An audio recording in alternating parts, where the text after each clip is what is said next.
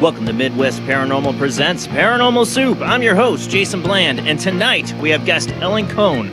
She is the author of Be Like the Wind, 3 Equines Channel Spiritual Light. We're going to talk about her deep bond with 3 horses. She is an animal communicator, a psychic communicator. Tonight, I do have some Patreons that I have some of their photos tonight. She has a little bit of ability. She has an ability, you know. When people call in, I know they always ask when they got pets, when I have a animal communicator on, if they can get anything or sense anything. Just remember, it's hard to do over the line or over the phone, so you only get a few minutes of time if you do call in for that later in the show. And for my patrons, I do have your photos up. Elaine, a new patron, thank you. I'm waiting to see if you get your photos in there. Send them to me. I did not get them on Facebook Messenger, if you're listening. Because we are going to have for my patrons tonight, we're going to share some of their pet photos. And just see what Ellen can pick up. No promises. You know, it's not always easy for a psychic like this to pick up on stuff out of the blue in the air. But we never know. We'll see what we get. And, of course, we have a lot of weird to get to in the World Wide Web weird, as always, in these weird times that we're in. And like I said, we will open up the phone lines later in the show to take your calls. And we will take comments from the chat rooms, YouTube Super Chats. You get a super chat in, we definitely get your question in, so don't forget that tonight as well. We got a lot to get to, so let's go ahead and get rolling into the show.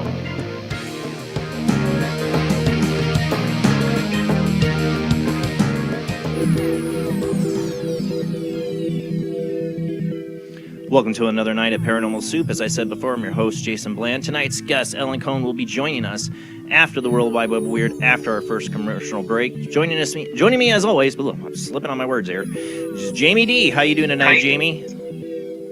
Doing very well, thank you. And I'm sure your kitties are going to make their appearance as well tonight, and you know Ellen will pick up on those. Their energy is unmistakable in this show. It's totally. Oh my God, Rob did make it. We weren't sure if Rob was going to make it. But he's here. Oh wow, perfect timing. Hey Rob. Rob from St. Augustine, Florida, Weird Wednesday host with Jamie. How you doing? You're muted. Unmute. And my teeth from here. All right. And then I do have some pictures in there tonight of some pets, Rob, later. If you're still around, don't worry about it if you can't, because I'll have mine ready to go as well. Like I said, we got a lot of weird to get to, so let's go ahead and roll into the World Wide Web of Weird.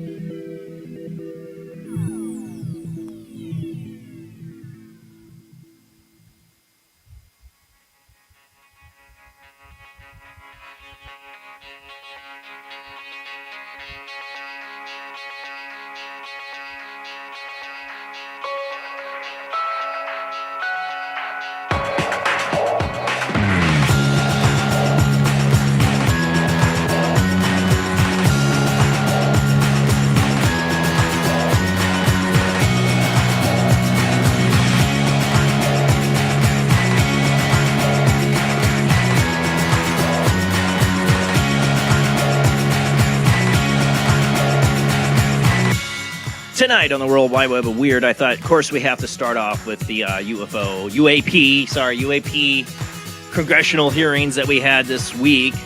Namely, I want to talk about the supposed video of a white orb, and I believe this does exist, coming out of the ocean and meeting up with another one in the sky that was talked quite a bit about at the hearings. A lot of other stuff. And you'll get my pessimistic, cynical thoughts on it.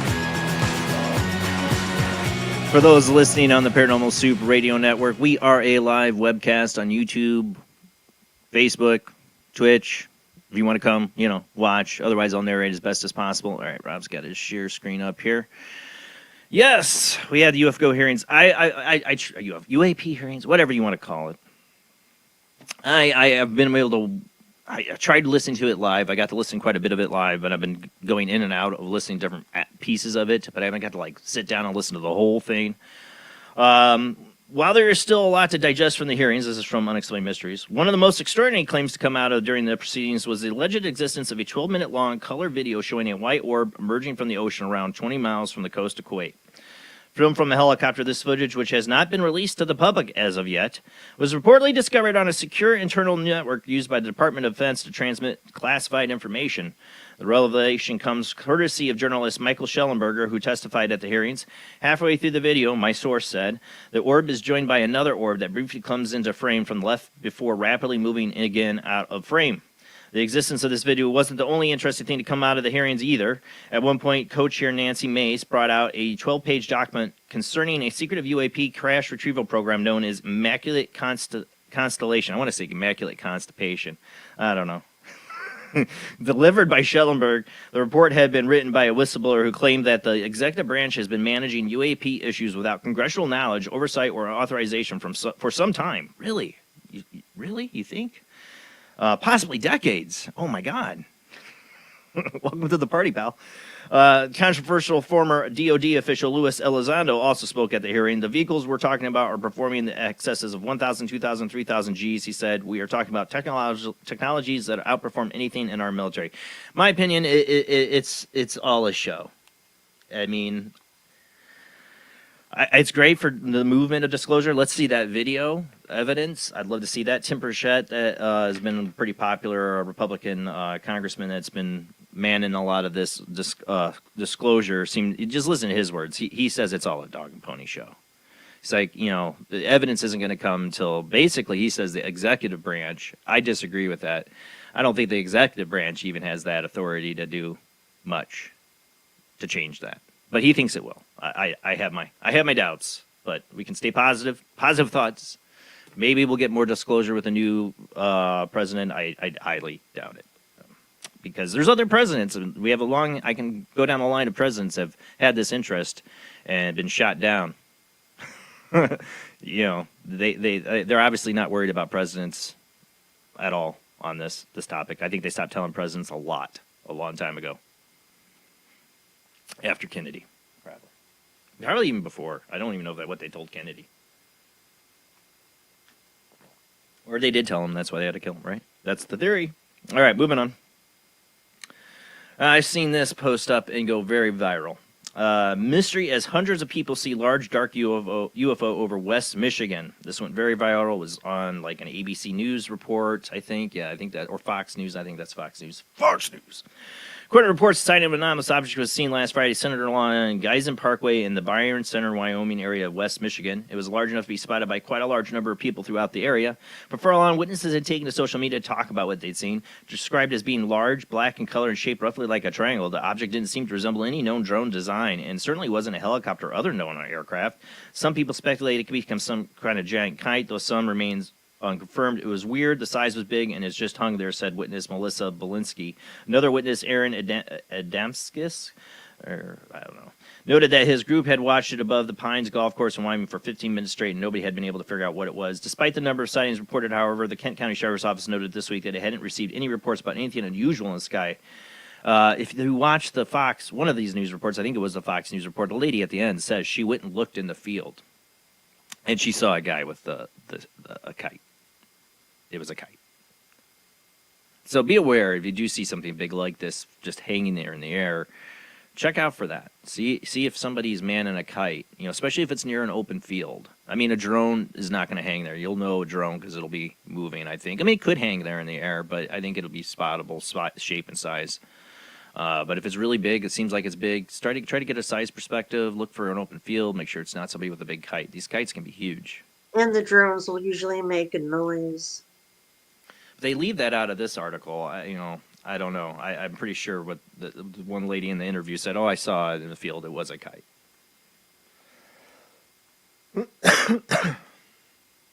All right, moving on. We got a South Carolina cop that spots Sasquatch. We had another cop report like last week or week before.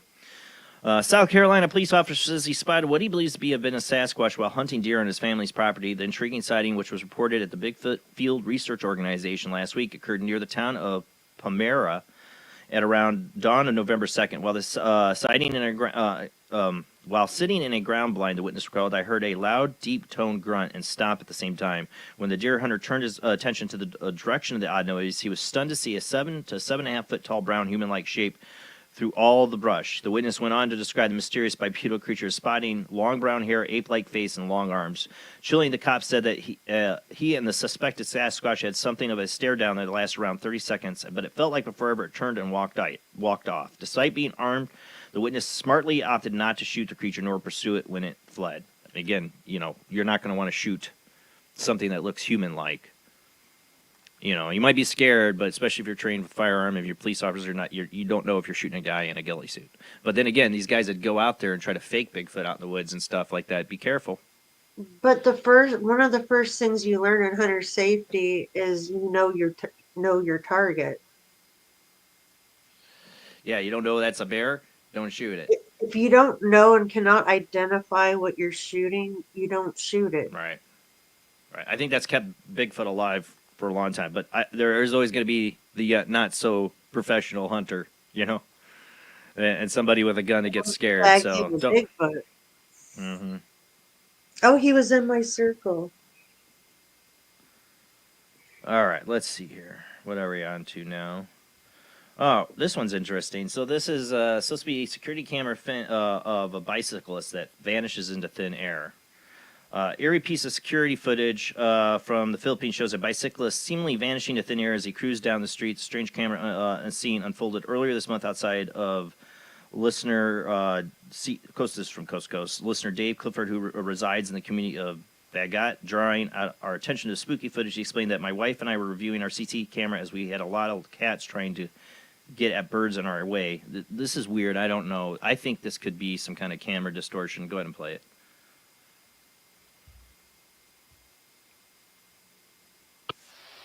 I don't know.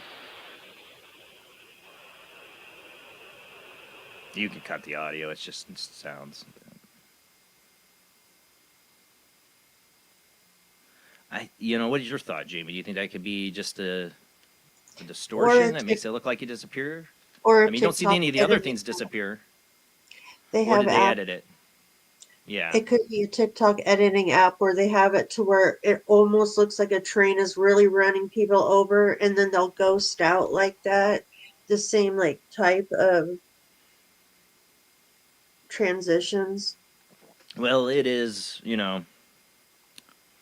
that's the thing. Is it that, did somebody manipulate it, or is it just, a mistake of the camera? I don't know. I don't think it's the camera because everything else seems to have been okay. He says they've had activity on this road and there have been some accidents. Could it be, I don't know. But that was sent to Coast. All right, let's move on. What do you think, Rob? Rob, he's got to unmute himself. I don't know about that one. I don't know. It's either shenanigans or or camera distortion, maybe. But what I noticed is there's none of the other cars before it are distorting or do anything weird like that. So is it shenanigans or is it something weird? I don't know. All right, let's move on. All right, so I money family friends that have done the DNA testing. I'm curious. I'd love to know what my DNA would be, what it'd show, like ancestry, you know, genetic problems, all that stuff. I'm curious. I don't blame anybody for trying it, but I have not done it because I've said on this show many times I don't trust these companies. Well, it's come out another one, okay, because there's several. DNA testing company Vanishes, along with its customers' genetic data. This is from the malwarebiteslabs.com. DNA testing company that promised clients insights into their genetic dispositions has suddenly disappeared. The BBC reports it tried several methods to reach the company but failed in their effort. London offices are closed, nobody answers the phones, and clients are no longer capable of accessing their online records. All company social media accounts haven't been updated since 2023 at the latest. The atlasbiome.com domain appears to be inactive. Customers were only able to look at their test results online. They were not downloadable, so now they not only are unable to see them, but they also have no idea what happened to their data. Although there's no evidence that any of the data has been misused, it is worrying to not to know how access to the data, especially now that the investigation shows that there might be ties to Russia. Well, 4 out of the 8 company officers have resigned. 2 of them are listed at the same address or in Moscow. That happens to be the same address as that of the Russian billionaire who described as now resigned director. DNA testing has become so commonplace that many people blindly participate without truly understanding its implications. This article goes on.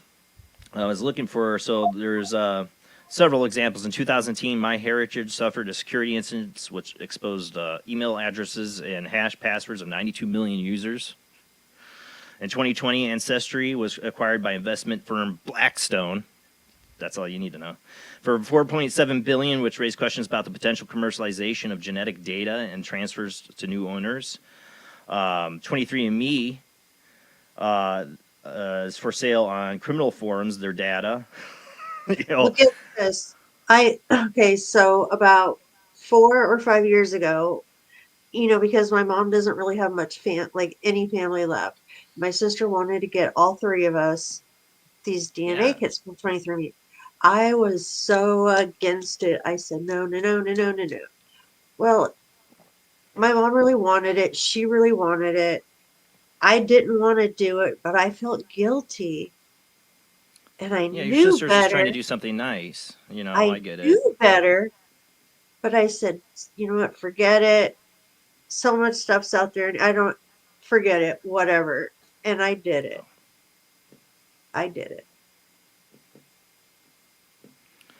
Sorry, I got a message from a Patreon there. I was listening, but I know why you did. We talked about it, and that's why I clarified. I don't blame anybody for doing it. You want to know, interest. Your sister was just trying to be nice, but your sister was trying to be nice. I know, but a lot of people do this because you want to know. I mean, we're all interested. This could be used for great things, but the problem is your genetics. Maybe it's because I saw Gattaca when I was a teenager. I love that movie, Ethan Hawke, and I just the way they use DNA like that in that society. I just been very apprehensive of ever giving it to any of these companies, and God knows what they might do with it in the future with future technologies. I'm just paranoid, maybe. I could be over paranoid about it. If because of me, they were missing information that really mattered to them. This was something very important, and I thought, okay, I'm taking off my foil hat, even though I know better, and I still did it.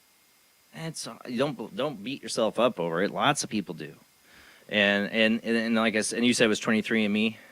Yeah. Yeah, that's a bad one. Yeah. But that's. I mean, it'd be great if there's a company you could trust. Your samples, they're not destroying anything. Yeah. It'd be great if there's somebody you could really trust with this kind of data and information, but it's crazy how this data and information could be turned dangerous. I'm not going to get into all the stuff to scare people what they could use your genetics for. I mean, seriously, and they're doing it. In today's day and age, I could just see every baby that's born. They're getting their, you don't have to yeah, right. That's Gattaca, buddy. Yeah, I mean, every baby that's born, they're going to be getting a DNA sample from them. They don't have to tell you they're doing it or not. And probably putting a chip in them. We won't have social security numbers anymore. They'll probably just put some sort of barcode, chip in us. Yeah. Mark of the beast, Satan. I don't know. I just be cautious if you do these companies, with your data and all that stuff. I knew better. I know. Yeah, I want to do it. I haven't done it. I do I too. want to do it, but yeah, I'm a little freaked out about it. I mean, what are they going to do with my DNA? I'm freaking 60. I'm not going to be alive that much longer, you know. Well, that's kind of what I was saying. And so if they're going to use my stuff to go stick in one of these frozen bodies that they want to turn into humanoids to Mars one day, like, I'll be long gone by whenever, unless they could somehow, I don't know. It is what it is. Genetically engineered or genetically targeted viruses, stuff like Yeah, that. That scares me. that's it. Yeah. Yeah, There you stuff like go. that. There And you go. And when Yeah. they have your genetics, I don't even give people my birth chart, okay? Because that's like my blueprint to my soul. Much less give my DNA structure to someone. I give my whole DNA structure to someone. I know. All right. Well, we'll move on. Well, this new I guess it's a TikTok trend, whatever. Weird viral trend sees people write cursed numbers on their own arm. Have you heard of this? No. Viral trends have seen a lot of impressionable young TikTok users participate in various ill-advised, in some cases even fatal stunts in recent years. And this is from Explain Mysteries. While this particular example is not inherently dangerous, there are some who believe that it can still have a negative psychological effect. The idea of the trend originated a few years ago, but has recently made something of a comeback. Essentially involves writing the numbers 690452 on your own wrist before going to bed. According to the urban legend, this is allegedly a cursed number, also known as the heaven or hell number, and writing on your arm will transport you to a parallel world where you will fall asleep. The effects of this reportedly range from encountering demons and monsters in your dreams to being permanently trapped in some sort of dream world. Oh, that sounds fun. Of course, there's absolutely no reason to believe that any of this is true, but it hasn't stopped a surprising number of people from trying it nonetheless. Perhaps most interesting about the trend is the significance of the number, which doesn't seem to have any inherent meaning outside of its own trend itself. Exactly who came up with this number and why it remains unclear. Perhaps it's simply invented by a random social media user, probably. And then it gained additional meaning as it was shared around. The whole thing demonstrates just how easily strange and unfounded beliefs can proliferate online. But what if it's a They topa can kind of a make it deal? a bad number. Huh? Right. They make it a bad number. Right. You know, like it didn't mean anything. Now they made it, but it's like all these people that. How many kids go to sleep after they did this trend at the same time on the same night with this on their arm? Are they linking up? Yeah, they could have actually created something Like thinking some that kind of they were just mental crossing. link, Yeah, right?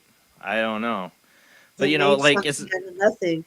what I love about teenagers though is like it might put you in a dream world you never can escape or attacked by demons. Oh yeah, let me try that. Yes. You got Tell Tide 'em Pods I can eat too? exactly. Suck a Tide Pod at the same time. That's right. 867-5309 on your arm. Yeah, that, Dream about Jenny. Johnny. It's All right, my let's go Jenny. on. I really debated this morning if I was going to cover this one or not because this is a local story for me. I got this from our hometownnews.com. I don't know how that works. Satanic group forms at Michigan City High School. And I am from Michigan City. I was at my chiropractor last week, and he goes, "Did you hear about the satanic group, kids club at the high school?" I go, "Yeah, I heard the swirling rumors about it."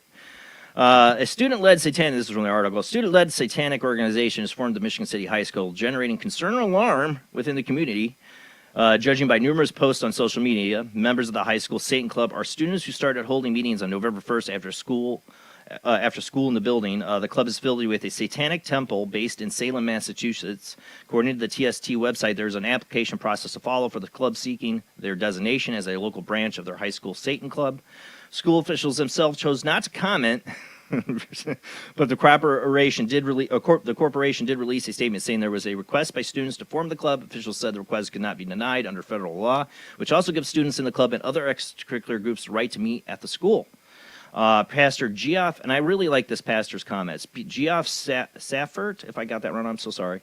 With the Faith City Assembly of God Church in Michigan, he said he perfectly understands the concerns expressed on social media initially, but urged people not to greet the club members with hatred or conflict. Saffert said he believes that the best public response is to lead members of the group into a better place by reaching out with the love of Christ and showing them that he has plans and purpose for their lives. He iterates more about, like, don't be, yelling or being mean to people that have different views, and let's let's not, they have a right to be there. We do too, because they have a Jesus club.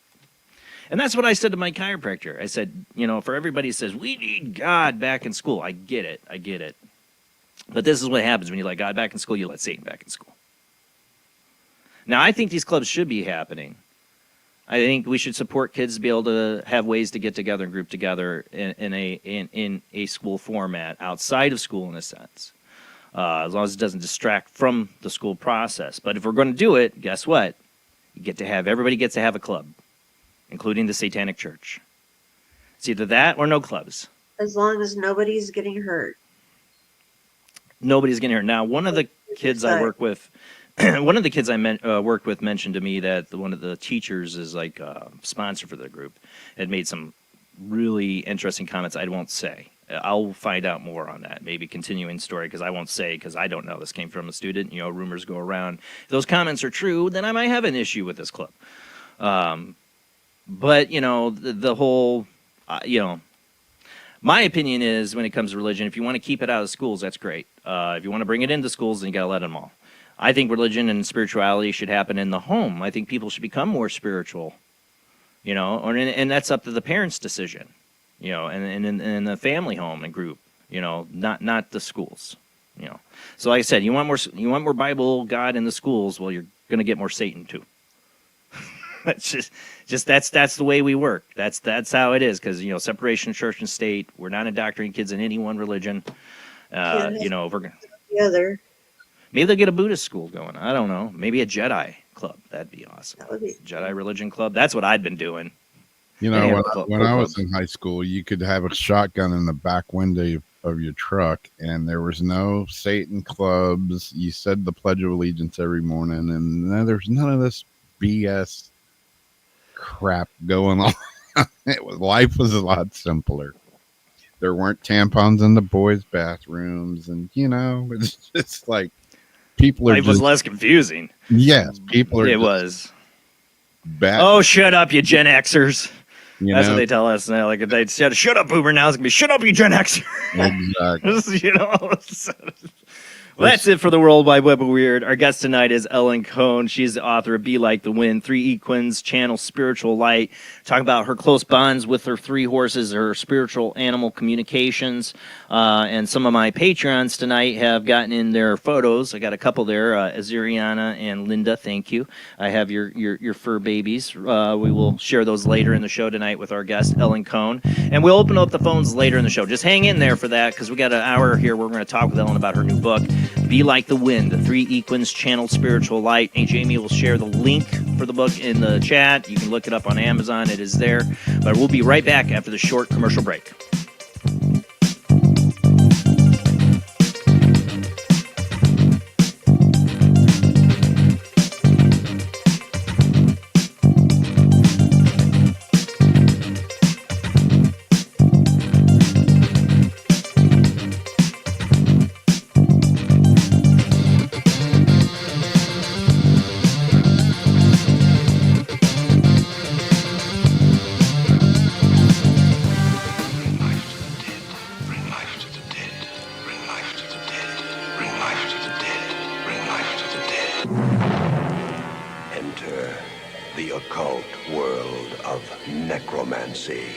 You were brought here for one purpose, necromancy.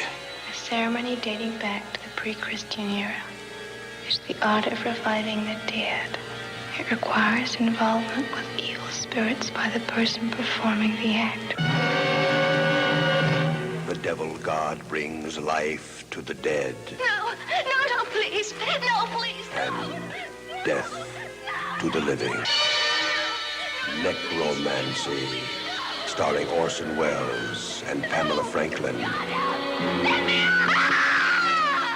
From Cinerama releasing. In color, rated PG. Parental guidance suggested.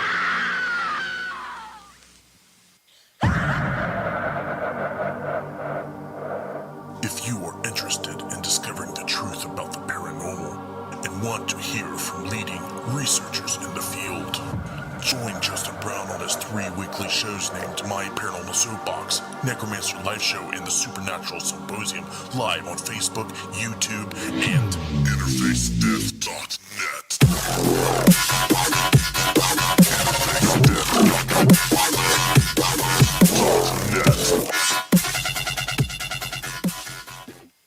He is conducting an experiment into the combined effects of sensory deprivation and hallucinatory drugs.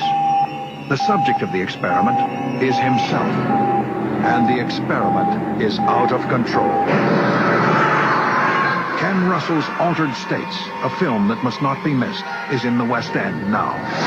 Altered States, Certificate X. Hello, I am Fernando Martinez. I think by now you know I am an emotional kind of guy.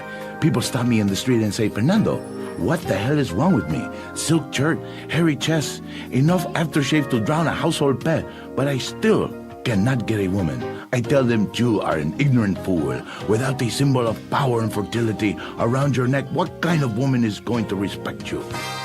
That is why I have teamed up with Medallion Man, the shop for medallion needs. Medallion Man caters to all levels of masculinity. For the strong, silent type, a medallion the size of a hubcap will say everything that needs to be said. Even singing medallions for the Casanova, who knows music is the food of love.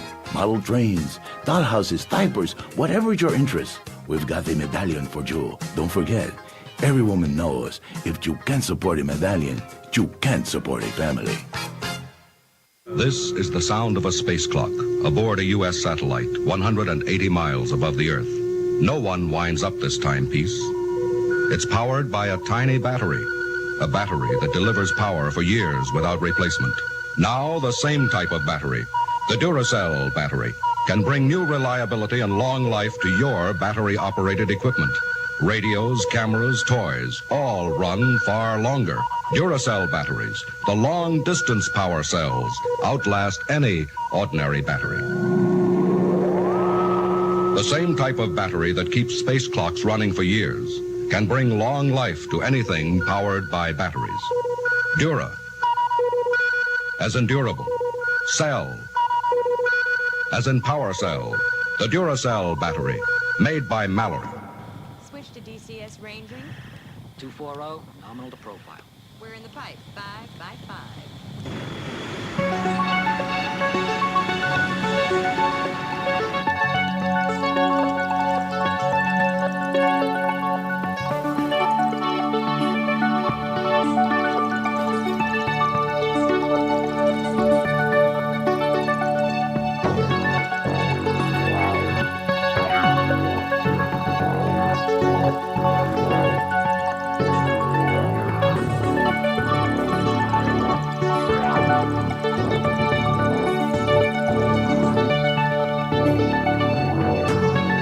Tonight on Paranormal Soup, our guest is Ellen Kohn. Ellen has been communing with animals since childhood. She hears their verbal messages, intuits their feelings. She uses clair skills such as clairvoyance, clairaudience, clairsentience to help interpret their transmissions. In her psychic and mediumship practices, these identical skills are employed to connect with individuals in physical and non-physical realms. During her animal communication training, she studied and apprenticed with a world-renowned animal communicator. She achieved both remote and in-person training. When she reached deep levels of practical understanding, she offered free readings to validate the information before she added the credentials to her resume. Certification in healing touch for animals signaled the beginning of Ellen's formal hands-on and remote training in energy assessment and healing techniques. Learning how to use pendulums was a key part of the program. Central to her training was developing skills to feel energy in the body.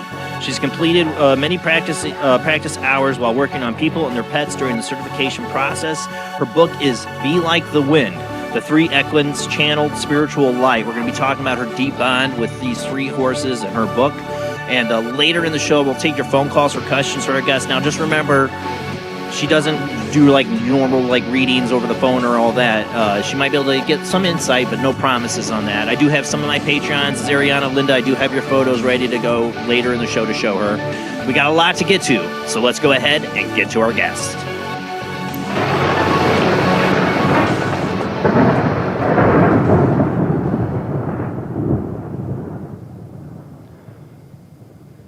Ellen, welcome to the show. It's an honor to have you on. Thank you very much. Now, tonight we're going to be talking about your book, Be Like the Wind, the 3 Equines Channel Spiritual Light. Equines, am I saying that right? I was asking Jamie. Equines. Equines. See, equines. Dang it, I should know this. My grandfather had horses, and I grew up around those, but I didn't know equines. Never heard that. I had horses, and I didn't know that either. So that's learn something new every day. What I want to learn about you, Ellen, is what started you on this journey of being an animal communicator, psychic, a medium, into the whole spiritual realm. It started with my clients asking me questions like, ask my horse how he hurt himself. And answers started coming in that I wasn't expecting, number one. And number two, they weren't in my conscious mind. So then I began to think, where is that coming from? And that led to the formal study, as you mentioned, with renowned communicators and procedures. But eventually I kind of developed my own style to do it. I started working with crystals. I was very drawn to them, and I would hold a crystal, set this space, and just tune in, as you know, by a picture. So some of it kind of came in on its own. Some of it was formal study. And then a lot of it's just been experiential in my life. Well, for me, I became a believer in this ability. So when you mentioned the photo thing, my one main psychic experience where I felt like, wow, I got information out of nowhere was holding a picture of a person who was deceased in the picture. They were in their coffin. And there was no name on the photo or anything. I knew their first name. I ended up knowing their last name. I knew that they hid stuff in this house. I mean, like it was like this energy just came through the picture. And that's great.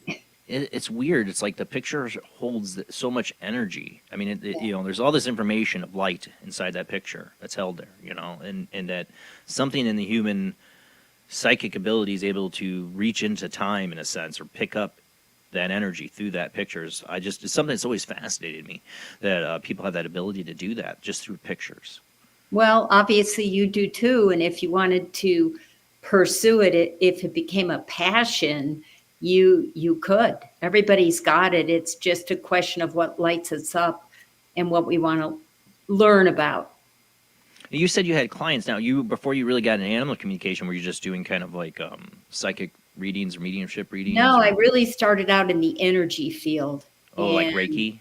Yep, and healing touch and hands-on remote healings using pendulums, and the shifts were amazing.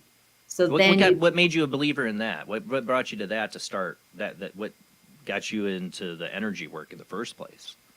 A woman that I met that was trained in it looked at our house. She was working with one of our kids, actually, who had a big surgery, and she looked around the house. She said, you need to train in the animal program. And I did. And that's when I really began to feel energy. And you're working on a dog, a cat. I have some stories of dogs with big surgeries that went on to be champions because the energy helped them heal. And it was just amazing. And I just kept going. And then I one day took a class called How to Heal Yourself by a psychic teacher. And that led down 7 years of psychic training. It was the start of like a watershed of magic. Reiki is something I've always been interested in. I had several people doing in early days of paranormal investigation. Several women I worked with were Reiki masters, and I remember being so I had this moment in my early 20s when I was really meditating early on, where I was getting my chakra. I didn't know what a chakra was. It's like I really didn't understand. And I'd feel like this pressure and spinning on the top of my head, and I felt like my head was going to explode. And they're like, "Oh, your balance is like you're your energy's crazy right now. We need to balance you." And so I'm a believer in it. They did. I felt like what they did helped. That they balanced my energy at that moment. Because like I said, I felt like my head was going to explode from the chakra energy at times. It is true, Jason. Many people still don't know what chakras are.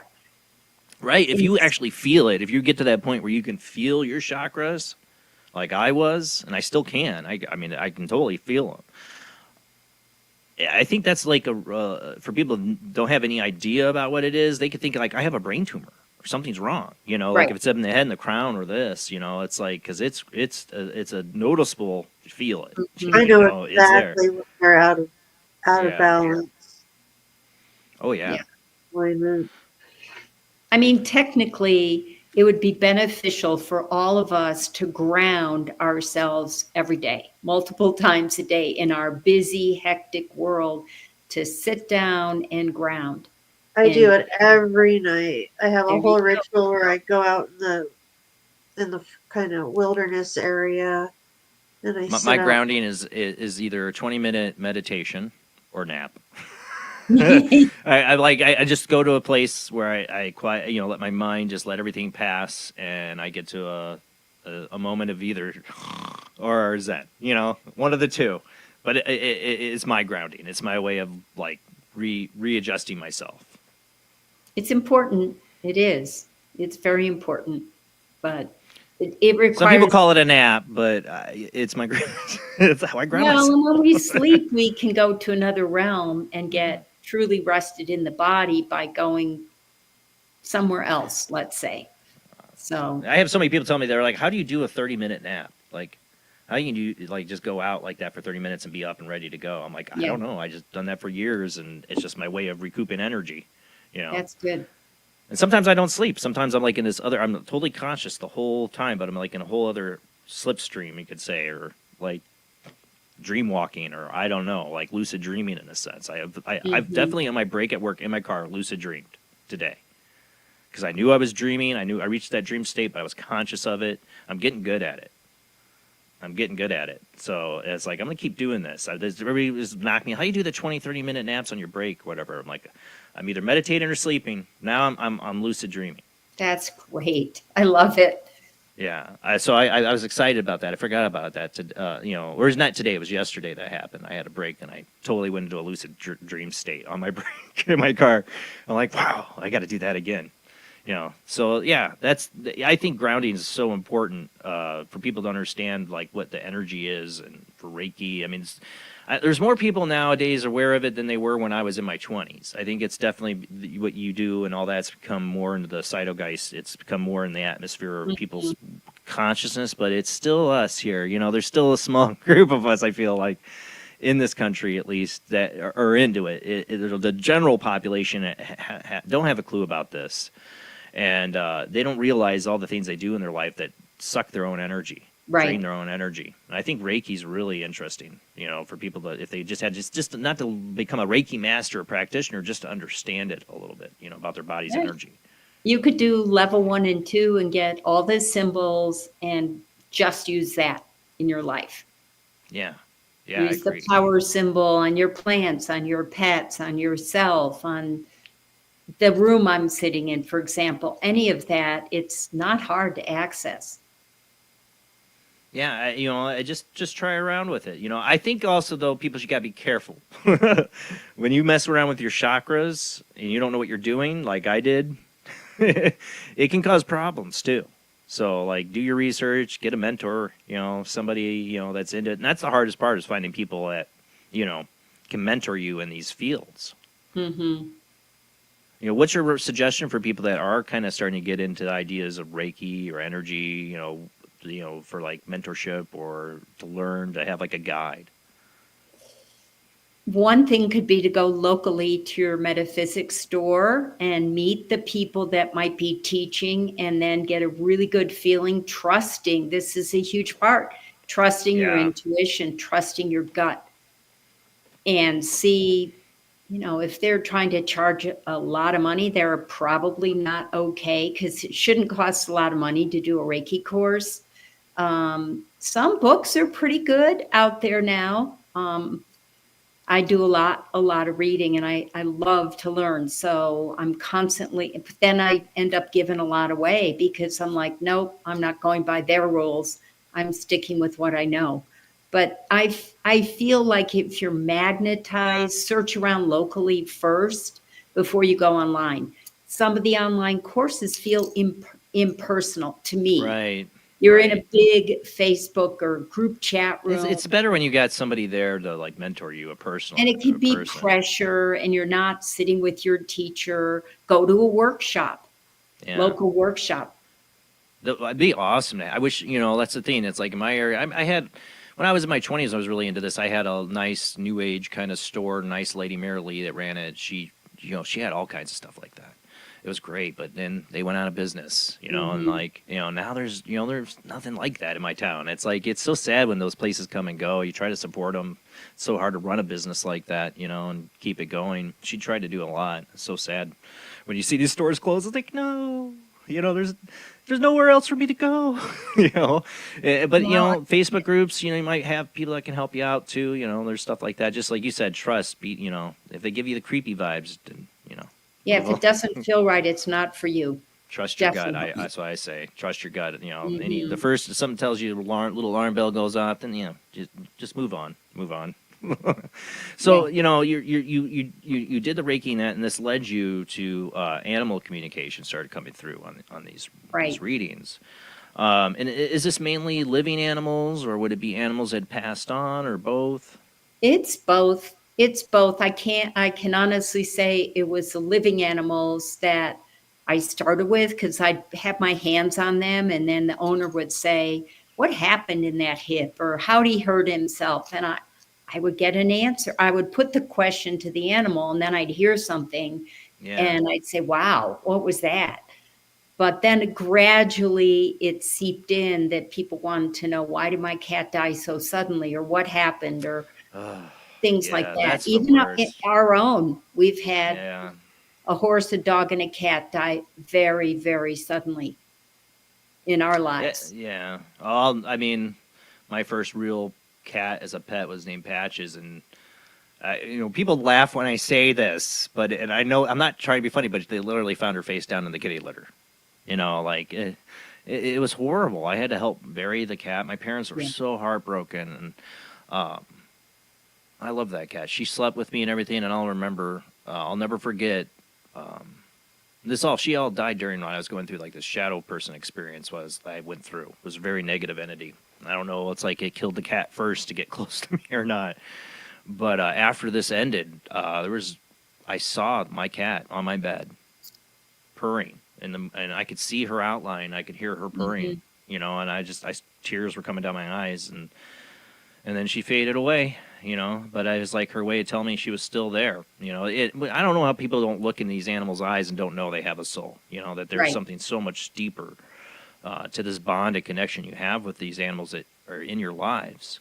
It's 6 months after I think Patches died. This cat shows up at our door, and it was like June 6th, and it was the Six Bulls Championship. This other cat, now it looked just like our old cat, except it was a long hair version, like had the same coloration. But instead of a shorter hair version of Patches, it was longer hair.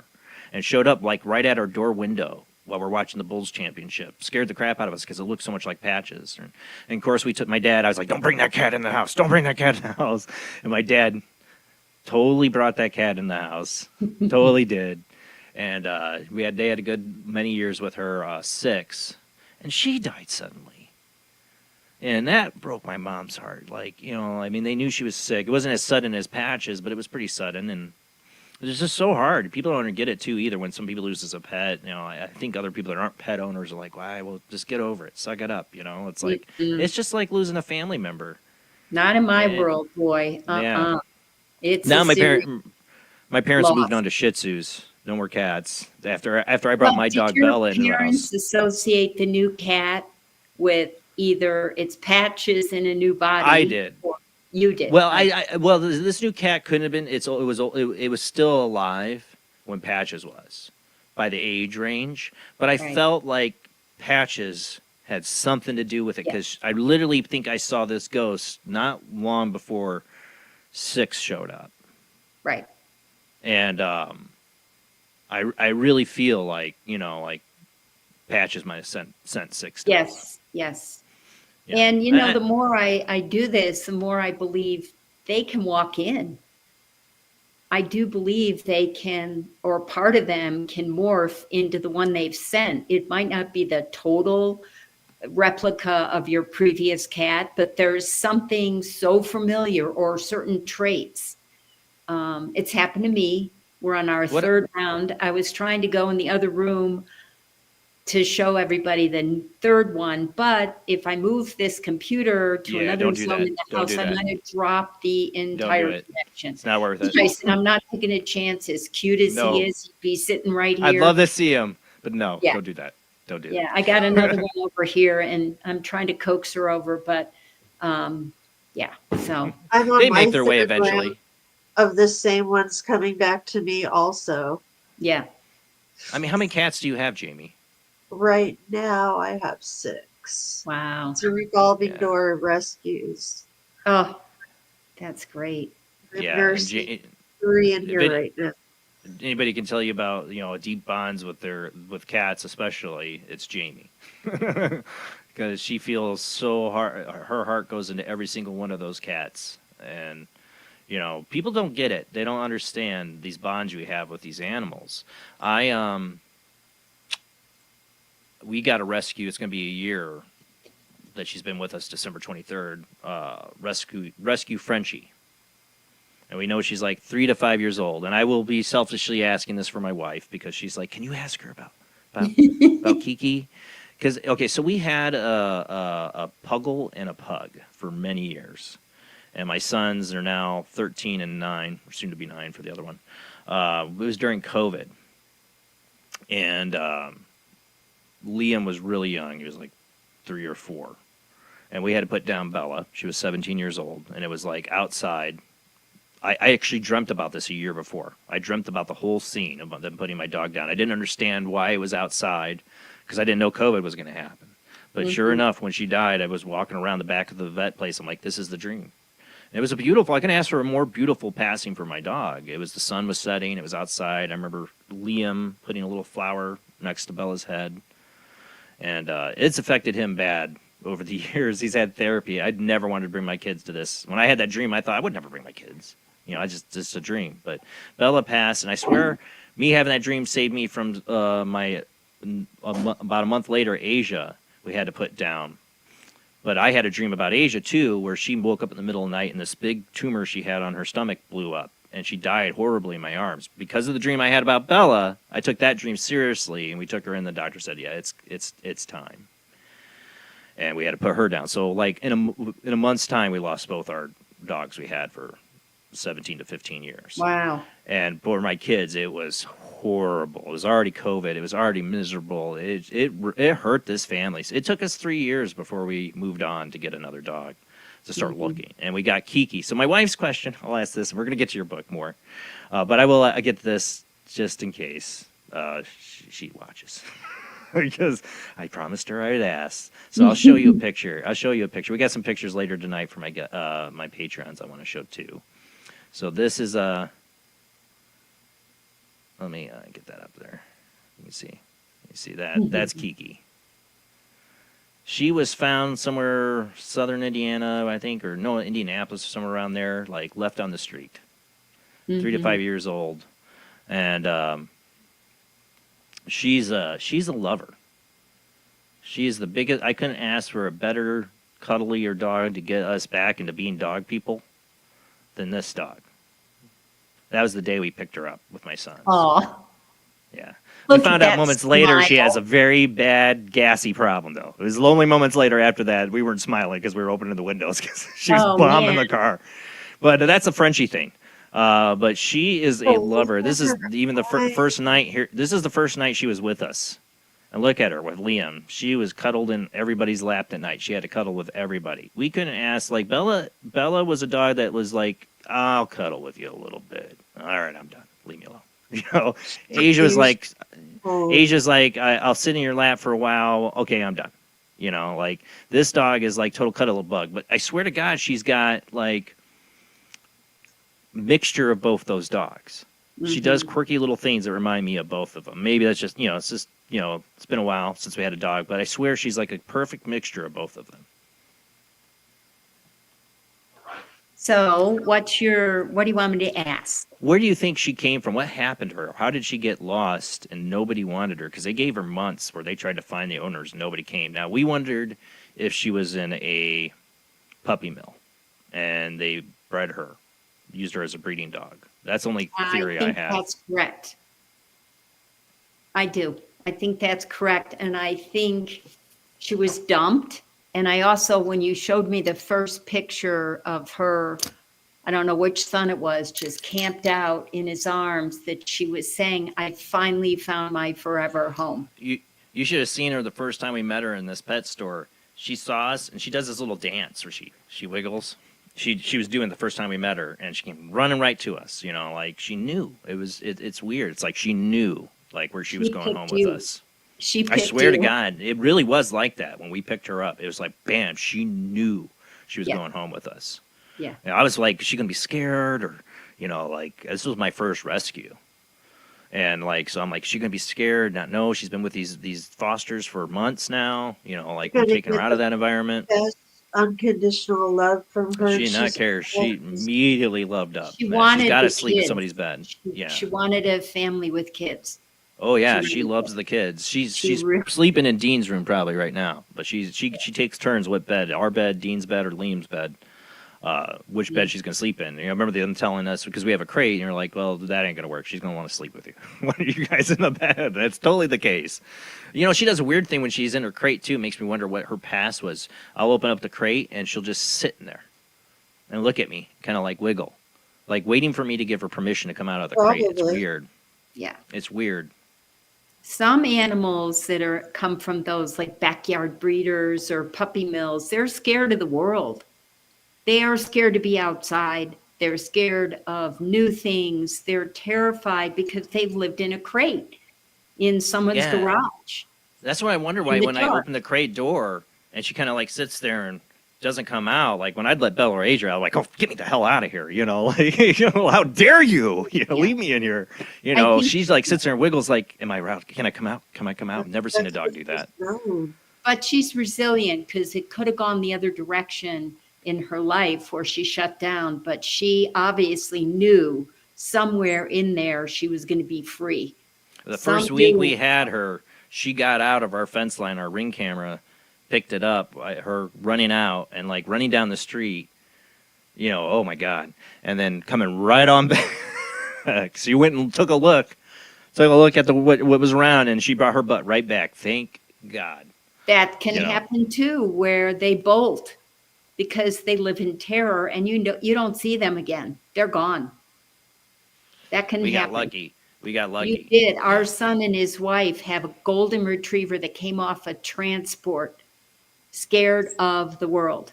Gorgeous puppy who was so traumatized by coming to a young couple, have a cute little backyard. They actually sent him to training. He's better, but they will never let that dog off leash anywhere. Yeah, I won't let her. He might take off, and he loves them and is so attached to them, but they can't take a chance. Yeah, we remind everybody, close the gate. You come in, close the gate. We check, make sure the gate's closed.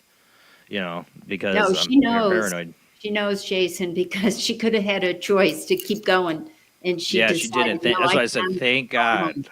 I saved the video somewhere of that where she just came running right back down the street. I'm like, oh my God, we could have lost her totally in the first week. The picture of her eyes, though, where she's kind of smiling, the look in her eyes is almost like she's gotten everything she's ever wanted. Like her dream has come true. That's really, I'm telling you, I felt that when the moment we met her at that pet store, like she knew we were the family for her. Mm-hmm. And like you said, walking, sometimes I feel like Bella or Asia do. When she gets in trouble, boy, she does some things that are just like Bella. Like the look she gives me like Bella. But Bella, me, man, we used to have I swear, a telepathic communication. You did. I believe you did. You're pretty tapped in. I hope you honor that, because your dreams, your lucid dreaming, your seeing patches, all of that is fabulous. I have dreamt about my cat Luna. We have a Siamese she's 17. Oh my God. I've dreamt of her talking to me. I had dreams where she's talking to me. It's weird. It was a dream with a snake, which I'm terrified of snakes, and she was getting the snake for me and talking to me. I don't remember what she was saying, but I know she was talking to me. It was weird. You have this connection you got, with animals and that, but this book is really based around these three horses. What brought you to want to write a book about this connection, this bond you built with these horses?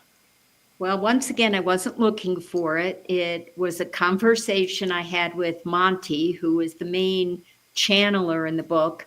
We were riding, and I jokingly said, So, do you have any life advice today? And I heard as clear as a bell, be like the wind.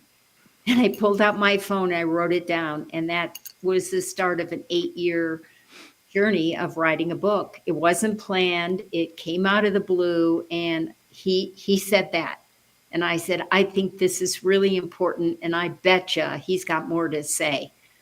I mean, I had known this horse since he was 3 or 4, and he was getting up there in his teens. So we were getting closer and closer and closer. But talking to him out loud like that and hearing something just blew my mind. You see it in dogs' eyes. There's this level of intelligence sometimes not. Like Asia, I loved her to death, but she was dumb as a box of rocks. That dog, I love her to death. But like some dogs, you can see a real intelligence eyes. And all horses, every horse I've ever met, there's a deep intelligence in those eyes. There is really, really emotional animals. Yeah, and they're very spiritual, and they're very. I mean, they are kind of, once you earn their trust, you can see how they live like the wind. Unless they're severely, severely abused, and even those can come around with the right human, but they do let a lot of things go through them in a way. Yeah. You can think, some horses have been through hell the way they've been treated.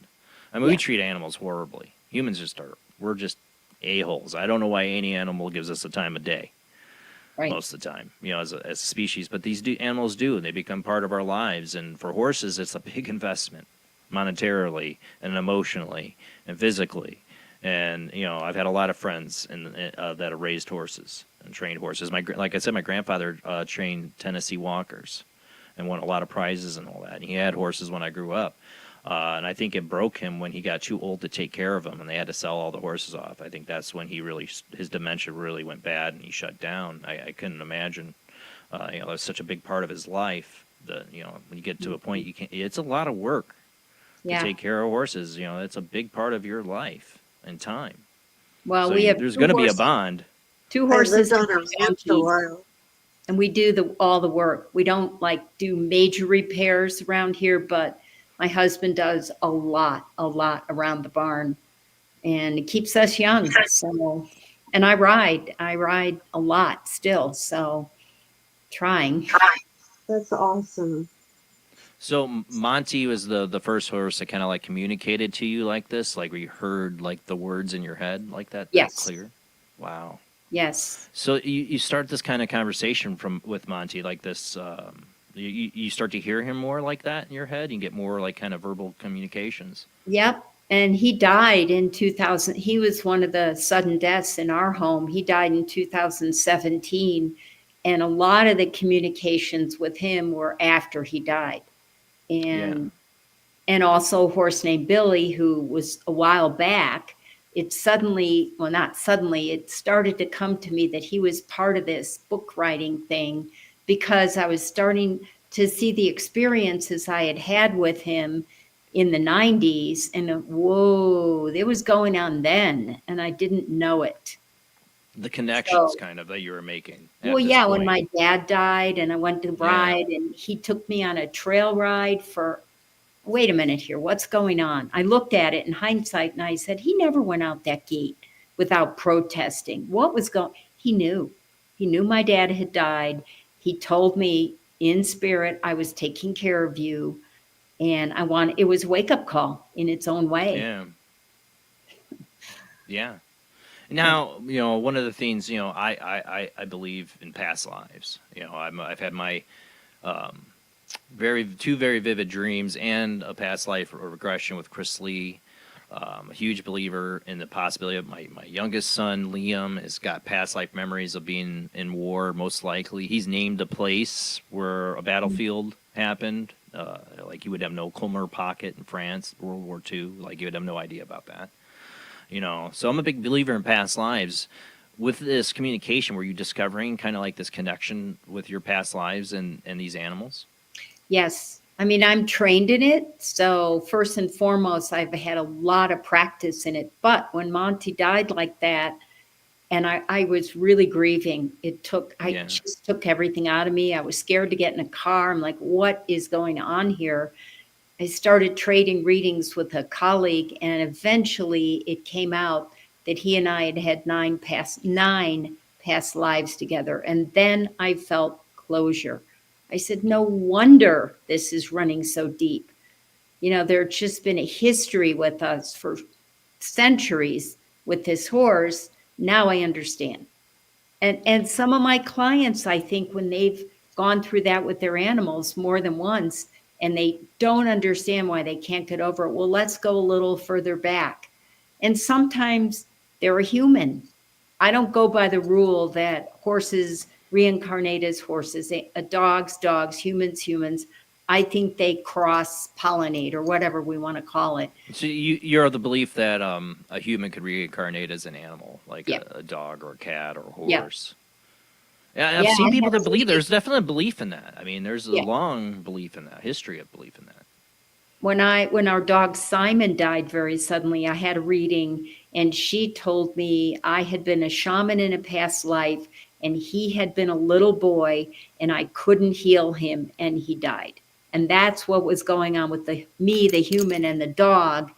We got to it way too late. It was tick fever that had turned into thrombocytopenia, which is the autoimmune form of Ehrlichia, because he was a Bahamian dog. I was trying everything to save him, and he was too far gone. He was too far gone. He couldn't be saved. So there was a parallel to the past life where I couldn't save a little boy as a shaman. And it felt better understanding that. More of a lesson that you're not God. You can't save everybody. No, and that somebody's time is their time. Feeling of failure wasn't the first time it had happened in my soul. It had happened before. Oh, okay, I get it. It makes sense. Yeah, I think if people opened up more to the idea of past lives, it'd make them understand these trials of life maybe better.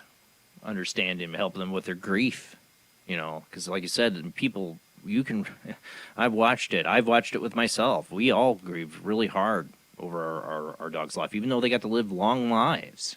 Yeah. It's still hurt like hell. It was me and my wife's first pets we ever had together. Mm-hmm. And that was hard to let go. And for my like I said, my youngest son, he was so young at the time. We're there, he's putting a flower next to Bella's head, and he's smiling. But when we got home, he finally realized she's not coming home. Right. And that affected him really, really hard. I didn't want it to be that way. That's I taught him the lesson of life, impermanence. Mm-hmm. And that these things change, and that we're not all here. We do have a period of time here, but I hated him learning that lesson so young. I can feel you on that for sure. I learned it young too, and I learned it when I lost a childhood friend, and that same childhood, I kind of learned it too because I remember seeing a dog get hit by a car with that same childhood friend who later would die in a car wreck at a bus stop, and watching that dog die, then she died months later in a car wreck. It's just like all that hit me at 5 years old. Then you start questioning, everything. Like I can die. Oh my God, Oh, for sure. I'd already had a lot of questions because I'd seen a green floating head when I was really young, like with my cousin, and I'd seen that girl, my friend who had died. I'd seen her after she died. So I'd seen things too that a lot of other people don't normally see. That tell me that there's much more to this life and that there is an afterlife or something beyond. Mm-hmm. So I've always been interested in the afterlife and the communication, psychic abilities, and I've been open to the idea that, we have these connections with our pets that we can communicate or that they hear or sense our feelings. I know they do. For sure. For sure. And it's great that you can teach your boys, even if it was painful, you can still educate them along the way so that they can see the magic of the spirit world. There's so much to learn that they won't be afraid. They weren't afraid of it, but we heard after our second dog passed a month later, Asia, she'd always have this distinctive snore or like we were hearing it. After she passed, we heard it more than once. Mm-hmm. It's like Is that just our mind filling it in the empty space so that what was there, or is that her, you know? But my kids weren't scared, and they were like, they feel that was her, you know? And I do still feel them around, you know? Now, I had a neighbor in Colorado, and I gave her a crystal. She had to put her horse down. I said, hold this crystal at Finnegan's third eye, right there. And she did. She didn't believe any of this. And then she called me a few days later. She said, you know, I put that crystal on my computer, and my son-in-law heard a whinny. I go, yeah, well, that was Finnegan. She's like, really? I go, well, how? Jean, come on. Look, you know, it wasn't coming from your computer. No. She was so blown away. Yeah. It was one of those great things where a non-believer would have an experience, and maybe that changed their life a little bit. I wish I should have put a picture up here of my cat, had you read my cat, because I'd love to know why she asks me all the time. She's a Siamese. She's 17. Why she asks me for food when she's got food in her bowl? Like, she has to have wet food, too, because she has no teeth left. Right. And she's like constantly meows at me like she wants food. Like constantly. She'll puke if we don't feed her in time. She'll start like puking. Even though it's not like, you know, we're starving her at all. At all. Well, it it's like depends. She's going through food. I mean, I feed these guys 4 times a day. All right. And they eat raw mostly. But at night, I do put out some really healthy, like freeze-dried food. But when they're hungry, you better watch your hand. You know, that little black and white one that I was going to go sit with in the other room. Like, if I'm working on the computer and he's hungry, and he can get really hungry really quickly, I know he's going to nail me. He's going to come up and grab my hand and bite me. But now he comes up really slowly, and then he'll kind of go with his, and I go, no, Pippin, no biting. But they have kind of sometimes erratic, especially if she's old. Oh, she's old, yeah. Yeah, I think it is. I mean, she never was like that before. Of course, she used to have kibble back in the day, like cat, you know, dry food back in the day. Right. But now it's just like, God, it's constant. But then she'll go like through a period where she doesn't eat at all and like scare us. Like, is something happening? She's 17 years old. Is it the time? You know, what's going to happen? That's another one I'll fear for my youngest son when she passes, because he's always been really close to Luna as well. He's great. Him and his mom are like, they have great energy with animals. Like, any animal usually comes up to both of them. It scares me with Liam if he ever meets a bear, because he's going to be thinking that energy is going to work with a bear because he loves bears. But I'm like, no, don't do it with a bear. I don't care how good you are like your mom with animals. Don't ever do it with a bear. Don't mess with a bear. Unless the bear starts talking to him. No, I'm just kidding. No, not even then. He's a liar. Don't talk to the bear. You know. you know. I don't care if he, I don't know. Don't talk to the bear. What a great dad for you to be the dad of these kids that also love animals, and you can teach them. I think it's an opportunity, really. We had a tough time. We actually had one rescue before Kiki. It did not work out. Dad made the mistake of not listening to Mom, and when she said, I don't want a very big dog because we don't have a great big house, and I don't want a puppy, and Dad comes home with a half pit bull mix puppy, way too big for the house, and sadly we had to give her back to the fosters. It didn't last longer than a week, and that broke us for a little while before we got Kiki. But it wasn't. There was the signs. It wasn't like, this dog's not ours. It just felt like that. Like, it wasn't the right fit. Like, when we met Kiki, it was like, bam, boom. She knew us right away. Like, she knew that was us. Yeah. The reason I had to get rid of the dog was it was biting at my kids' faces. She was puppy and too big, and I'm like, yep, I'm not going to do it. When I was 2 years old. We had this dog, Gypsy, a lab. It was my aunt's dog. We were staying with her, and we had this black cat that would sneak up on her, and she would snap at it. Well, I snuck up on her, and she thought I was the cat, snapped and ripped my face open, and I'm lucky it didn't end up scarring really bad. So when this dog's like snapping at my kids' faces, because it's a puppy, he's just being a puppy, or she was, I was like, yeah, I know it's just a puppy thing, but this dog is too big to be doing that with my kids, And I felt it was horrible to have to get that. My wife had to do it. I had to work.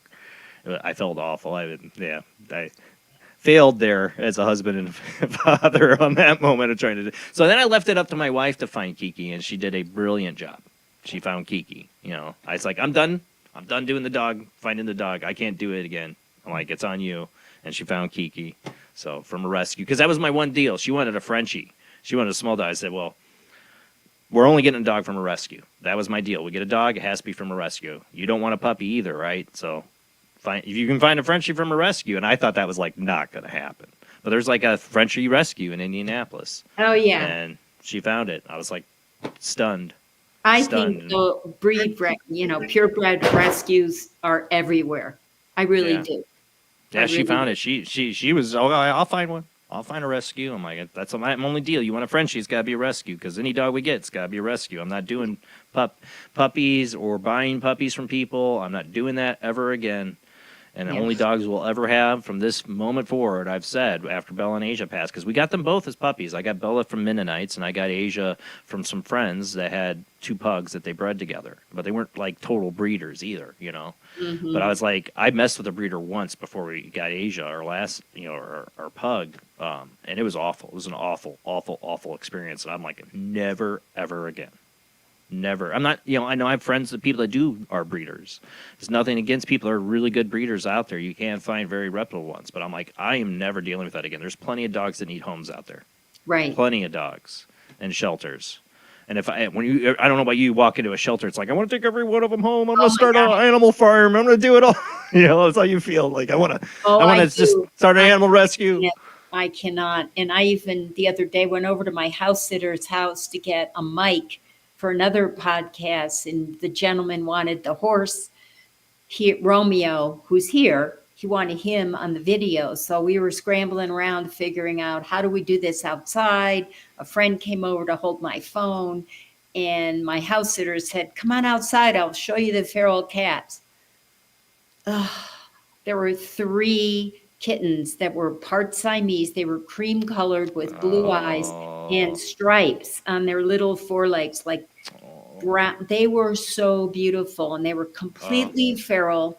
He lowered a plate on a string, and they came up behind his wall. And I talked to his girlfriend last night. I saw her. Steph, let's get them fixed. She started telling me the whole story of how it was raining when they were born, and they were soaking wet, and they couldn't catch them, and there were more kittens, and now there were only 3. And I'm like, look, there's probably a feral colony behind your house somewhere. And it makes me crazy. I want to go and trap them and get them neutered. And 100%. Yeah. I got cats. I feel like I have more than one cat, because I got Luna here. She's a silver Siamese, but I have these cats, a couple of them, like 3 of them, that are always around my house, outside, Yeah, there's tons of cats in Michigan City, stray cats. I go to the shelter, and it's hard for me to see the dogs, because dogs really wear their emotions on their sleeves, and you really see it in the shelter, so it's hard. I want to take every dog home, but cats, it's like I could really take every cat home. Like, I could get along with any of these cats. Like, dogs have different personalities. Some dogs you just know, but like cats, I could get along with most of them. And I want to take them all home when we go in the shelter. Are you going to try to catch them? I want to. I made it very clear last night. I'll come over. I'll help you guys. She was so iffy about the whole thing, but I'm going to ask again. Because they feed 7 feral cats, and the 3 kittens aren't part of that 7. Okay. So there's around 10 that they're feeding. And the shelter will. Yeah, they don't want them to get bigger. They better get them. No, they're just going to keep reproducing. Right, them cats are going to be cats, they have man. to get fixed, or they're going to. I agree with you, but it's like not really my backyard. It's their backyard, and I can't. I'm going to try. Yeah, but you don't want to see a bunch of starving cats, is what you know will be the end result of that. Reproducing and having more and more. I know. And then they're sick, and then they're carrying disease, and I know. Yeah. And it's heartbreaking every time you see one. Like, that's the worst thing for me, is somebody to say, oh, Jamie does cats. Jamie, we've got this cat. You want to save every single one. And I'm at max capacity with the 6 I have. I've had up to 10 at a time. Nobody come to Jamie with cats. Stop, you people. No more. No more cats for Jamie. These ones have just showed up to I know. Me. They know. And the shelters are full. They're always full.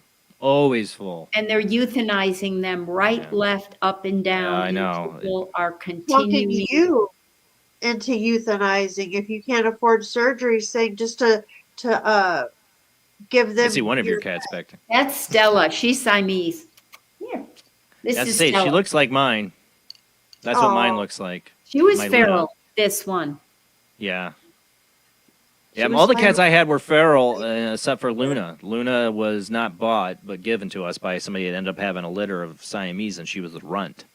And I told my wife she always wanted a Siamese. I'm like, well, you're never buying one. We're never spending money on that one. If somebody gives you one, okay. Well, they find a way, right? They always find a way in your home, find a life. That's how she got Luna. Because somebody ended up, she always wanted a Siamese, and somebody ended up having. I couldn't believe it. I come home and there's this little kitty. I'm like, oh my God. No, I put it out there. I'm like, you have to get it for free if you're going to get a Siamese. And I swear a year later, there it was. Put that energy out there. My wife she's a witch, I think. Probably. It sounds like She the is. two of you have a lot She puts of that energy out there. Oh, yeah. She puts that energy out there and she gets what she wants. When it comes to pets, at least she does. Now, I hope not, because her one thing she wants is a pet pig. She wants a pet pig. I'm like, not happening. It's not happening. Not happening. She might be manifesting it. Yeah. That one she's been trying to manifest for years. And we actually have a neighbor across the street that has a pet pig, and I don't think you're supposed to in the city. A potbelly? I don't know. She's always back there like using the what do you call it, leaf blower, but she's blowing the poop. Oh God. She keeps it clean. You never smell the pig, but they're back there. She's had several at times, different ones. You're supposed it's to in be the very city. smart.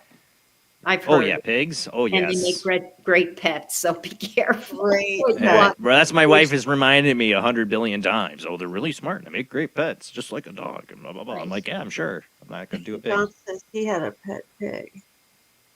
I'm like, and are you gonna have that pet pig, and you're gonna still sit there and eat your plate of bacon and look at that pet pig?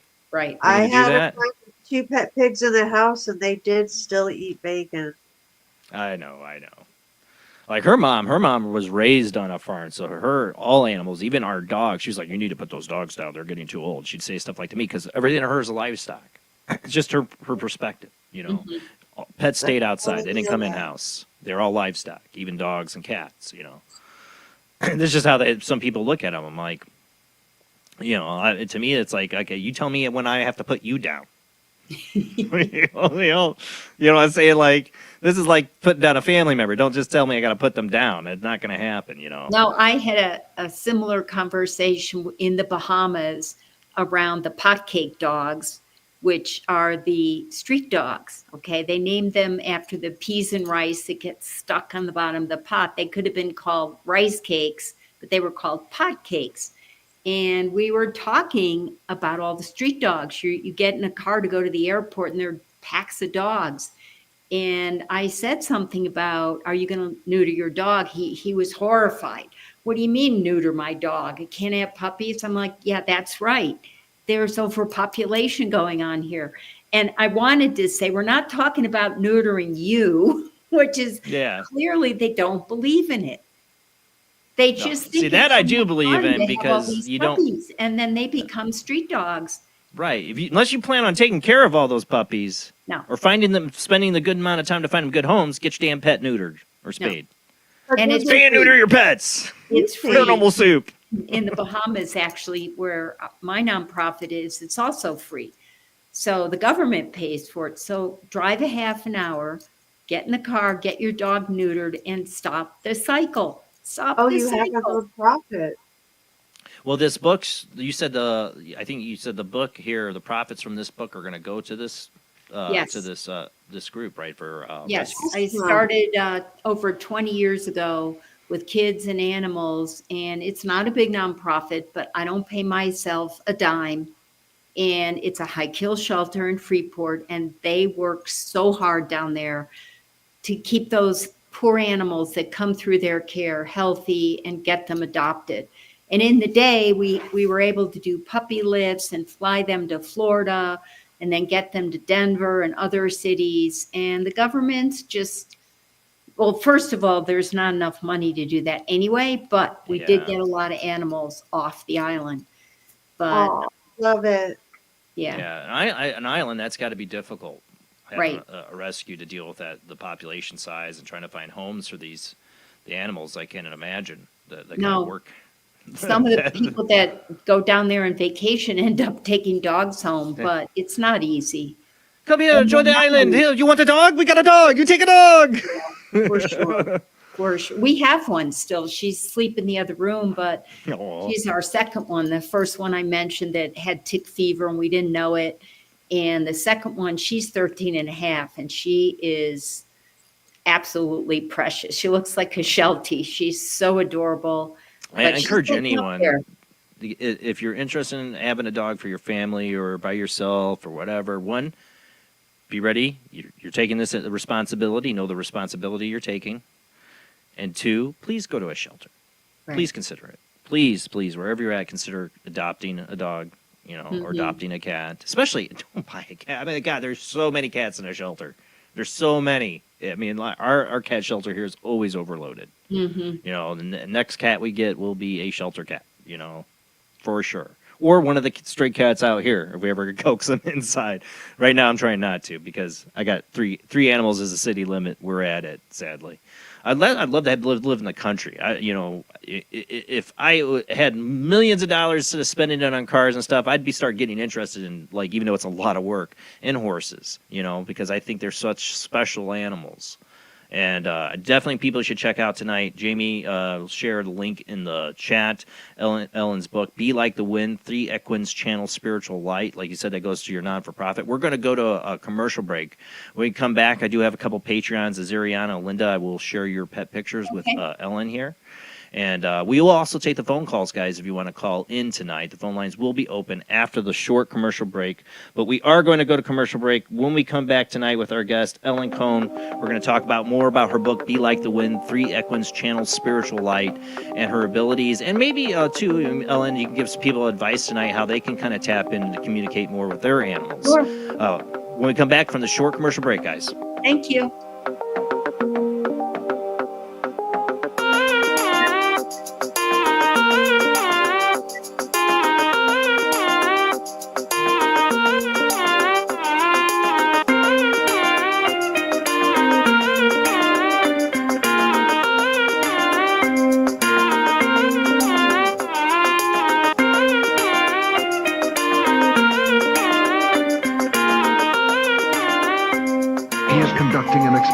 Into the combined effects of sensory deprivation and hallucinatory drugs.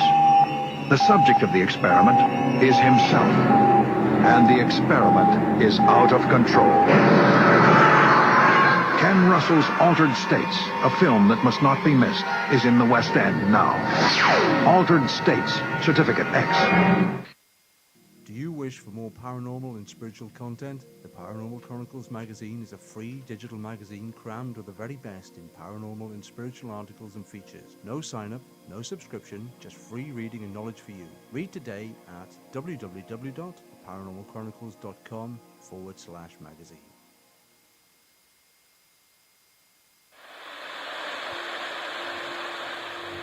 Join us every Wednesday night at midnight Eastern Standard Time for Weird Wednesday, the live stream, with your hosts Jamie, the Living Dead Girl, and Rob, the Phantom, where we'll talk about all things paranormal, including zodiac, astrology, tarot card and oracle card readings, live ghost boxing and spirit communication, where we'll do Voices from Beyond, the Cold Case Files. So we hope you join us live on Facebook and YouTube every Wednesday night at midnight Eastern Standard Time. We hope to see you there. Bye-bye.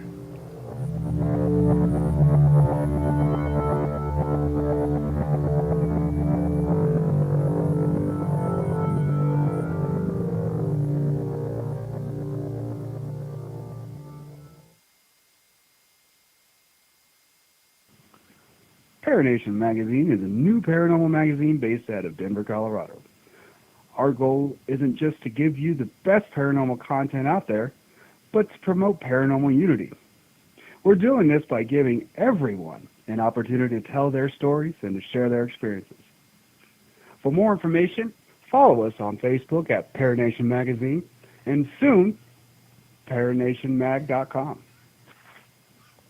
I've Never Met a Dead Person I Didn't Like is the extraordinary travels of a young, alone, and broke psychic in the highly anticipated new book from internationally renowned psychic, medium, medical intuitive, and best-selling author Sherry Dillard. Critics have described I've Never Met a Dead Person I Didn't Like as an engrossing memoir, an empowering story of how a broken girl came to accept her psychic gift, a refreshing and fun read. I've Never Met a Dead Person I Didn't Like is available through Amazon, Kindle, Barnes & Noble, and wherever books are sold.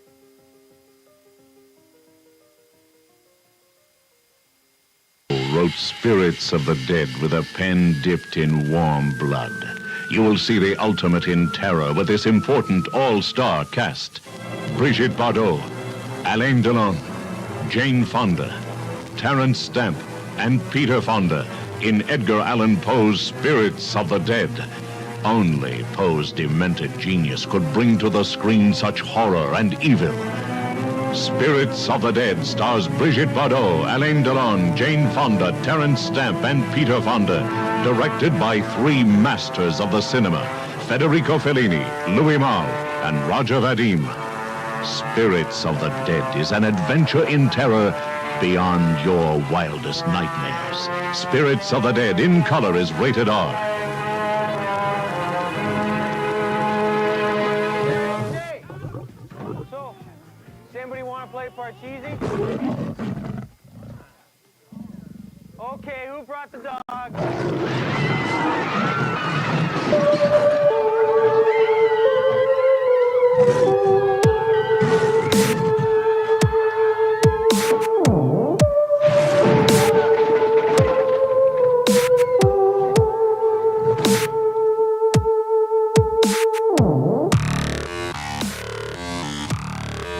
You're listening to Paranormal Soup, bringing you the weird every Sunday night.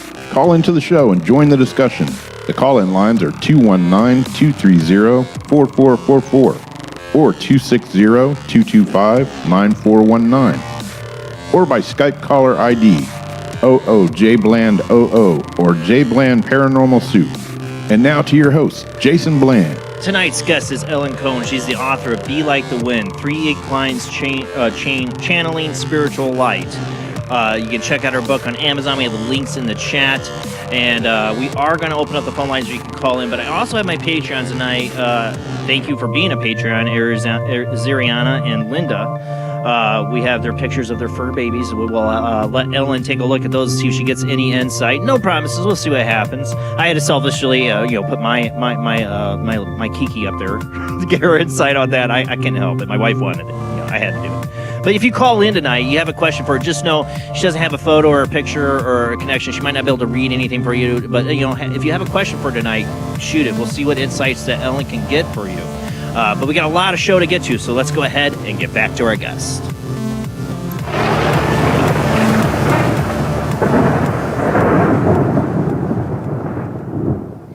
All right, phone lines are open if anybody wants to call in, but we are with our guest Ellen Kohn tonight, author of Be Like the Wind, 3 Equines Channel Spiritual Light. We're talking about her deep bond with 3 horses in her life in this book that is focused around the messages that you get. So what is some more of the kind of like spiritual insight you started to learn when you were communicating with your horses? Well, I would say that they can always read you. They can, the moment you're within 5 feet of them, they can sense your mood. Probably all animals to some degree, but it's really apparent with horses because their energy field's large. So if you're hyped up or nervous or tense, like some of them look at you like, don't come any closer. You're making me jumpy. So that's one thing I learned a lot of, especially with Monty and with Romeo, the one that's still alive, who's here. He's a Mustang, and I had never ever met a Mustang before. And he was captured on the range when he was 2 years old. He's 24 now. I've had him for about 13 years, and he's different. He definitely views me, I would say, as family. And I'm I don't know. It's just the bond between us. I haven't ever felt it the same way I feel it with him. The love, the unconditional love, and the way he's just always reading my mind now, like almost to a point your finger or a little like that, and he gets it. It's just a high attunement, let's say, with Romeo. You got to think people that perform with their animals, especially horses. Like like I said, my grandfather did Tennessee Walkers. That there is some kind of like people don't think about it, but they are building like this telepathic connection to these animals. They probably think, oh, it's just learning, it's just remembering, or it's that, but that they don't realize that they're making a connection, that these animals are learning not just from their commands and the training, but they're bonding with these people. Right. And you read about, the international Olympians and the show folks and the ones that take the time just to do nothing and be with their animal, with their horse, go out and brush or talk to them are probably the ones that are going to have the deepest bonds. And when they get in the show ring, the horse can read their mind. And the horse will probably try a lot harder for those who have given them that respect, and all animals really, to really try to understand them and honor them for who they are. I mean, we have a big dog, and I thought he'd be here tonight, but our alarm went off because our power was out for 6 hours in the night. And I said to my husband, I hope it doesn't beep when I'm on the show. But he said, don't worry, but Pepper's usually here at night. He's terrified of thunderstorms, and he has been since he was a puppy because he was abused. So we don't force things. Well, even when they're not abused, my parents have had that problem with their Shih Tzus, and they've had them when they're puppies. Right. And they're scared of the fireworks or thunderstorms and all that. We do have a phone call on the line. We'll take that. Who do we got on the line right now? Oh, this is Marie. Hi, Marie. Thanks for calling in. I have a question about my cat. Okay. Yeah, the cat question earlier. The cat. He, I don't know much about his past. His name is Domino. And he's 4 years old. I don't know anything about where he's from. What does he look like? What's Domino look like? He's black and white. Okay. Typical tuxedo. Okay. He's telling me he had a home once, but not for very long. And he did leave. He chose to leave. Then he was on the street for a while, but because he knew people and he knew he could trust certain people, he tried very hard to find a new home. I think he was being fed in a neighborhood, maybe 3 or 4 homes. And somehow, let me see if I can tell how did a friend of yours find him and tell you about him? No. I got him from a shelter. Okay. But so nobody said, oh, there's this black and white cat, Marie, and you need to go see him. No, it was like on the shelter Facebook page. Right. Okay. Or website. But you were drawn to him. Yes. Okay. Yeah, so I believe they choose us. I believe in that picture there was some sort of connection for you to go meet him, and that is how he found you. But I don't think he was a completely feral cat that ended up being trapped. I feel he had some human interaction in his, maybe as a kitten, that someone loved him along the way, so he knew he would find that love. Oh, thank you. Okay. Well, thank you. Thank you so very much. You're welcome. Have a great night. Yeah, I mean, it's, they have shelters on Facebook and that, and I it's hard for me. When I was looking for a pet, we were looking at a lot, and I'd see, we weren't looking for a cat, but you see, I get all the cat ones. I'm like, oh, Aw, like I could take any of those ones. Oh my god, it's so No, hard. I've but, done it. I've gone on Craigslist after the original black and white one died and gone on Craigslist to look for what I felt intuitively was going to be the next version of our cat Kiki. We had a Kiki also. I have a Kiki. I know. Yeah, I have a Kiki third dog. I have a Kiki cat. version, this guy here, I definitely had like, not necessarily, it was in a dream kind of state where I saw another black and white cat that was like Kiki, and I went looking. I went on Craigslist, and the minute I saw that him as a kitten, I'm like, that's it. That's him. I knew it. And sure enough, he is. But that's me. My wife knew it with Kiki when she found her. Kiki Kiwi is her full name. That was what was Right. given to her from the foster parents, and we just kept it, But my wife knew that was she stalked that dog for months on Facebook after they Lucky rescued she her. was still there. If it was, Yeah, she was one of the as soon as they opened up applications, my wife had to be one of the first ones. And Right. a lot of people put in applications, and we were very lucky to get chosen, I feel. But luckily, my wife was on top of that. She was on top of that for sure. I do have, like I said, from my Patreons here. Let's see. Let me pull this up. We got Ziriana has Maya. They gave me several pictures. I chose the best ones, I think. This is There's Maya from Maya. Ziriana. Aw. What a cutie. I don't know if Ziriana, if you're, I can't see the chat room while I show this picture, but if you see a question from Ziriana in the chat room, Jamie, put it up on the screen for her.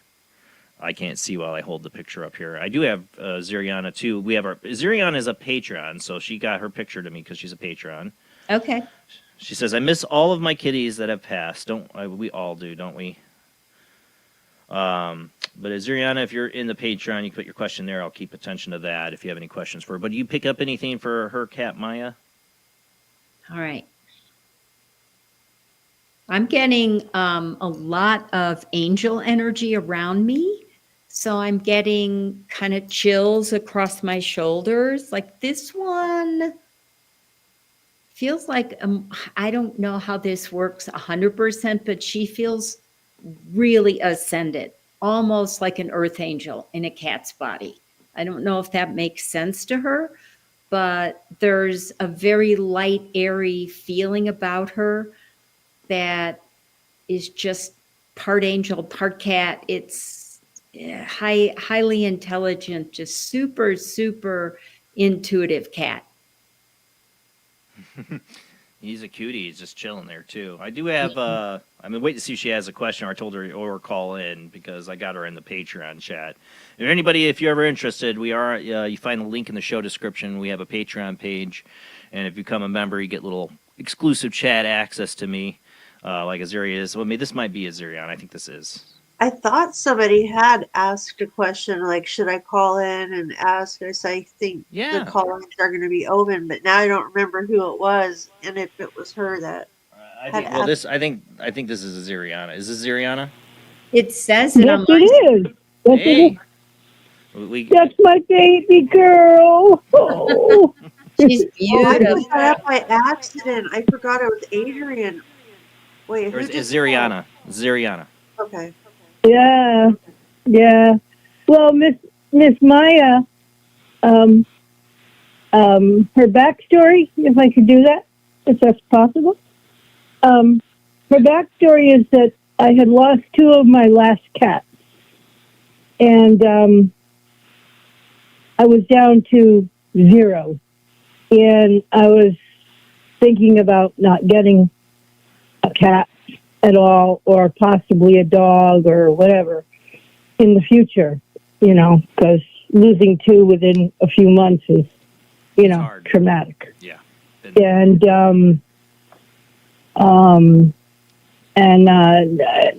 again, repeating what I've said before, I looked online and saw the pictures, and no one really, popped out, And someone, people said, oh, we got kittens. And I said, no, that's not the right one. Well, someone anyway, long story short, someone came to the store and said, I've got like 11 kittens, and do you want one? And I said, I don't know. Well, 4 weeks later, someone sent me the picture, and I said, possibly she's good looking, And then they said her name, and I go, that's the one. That's the one. And I do believe I was waiting for her. Mm-hmm. Yes. Yeah.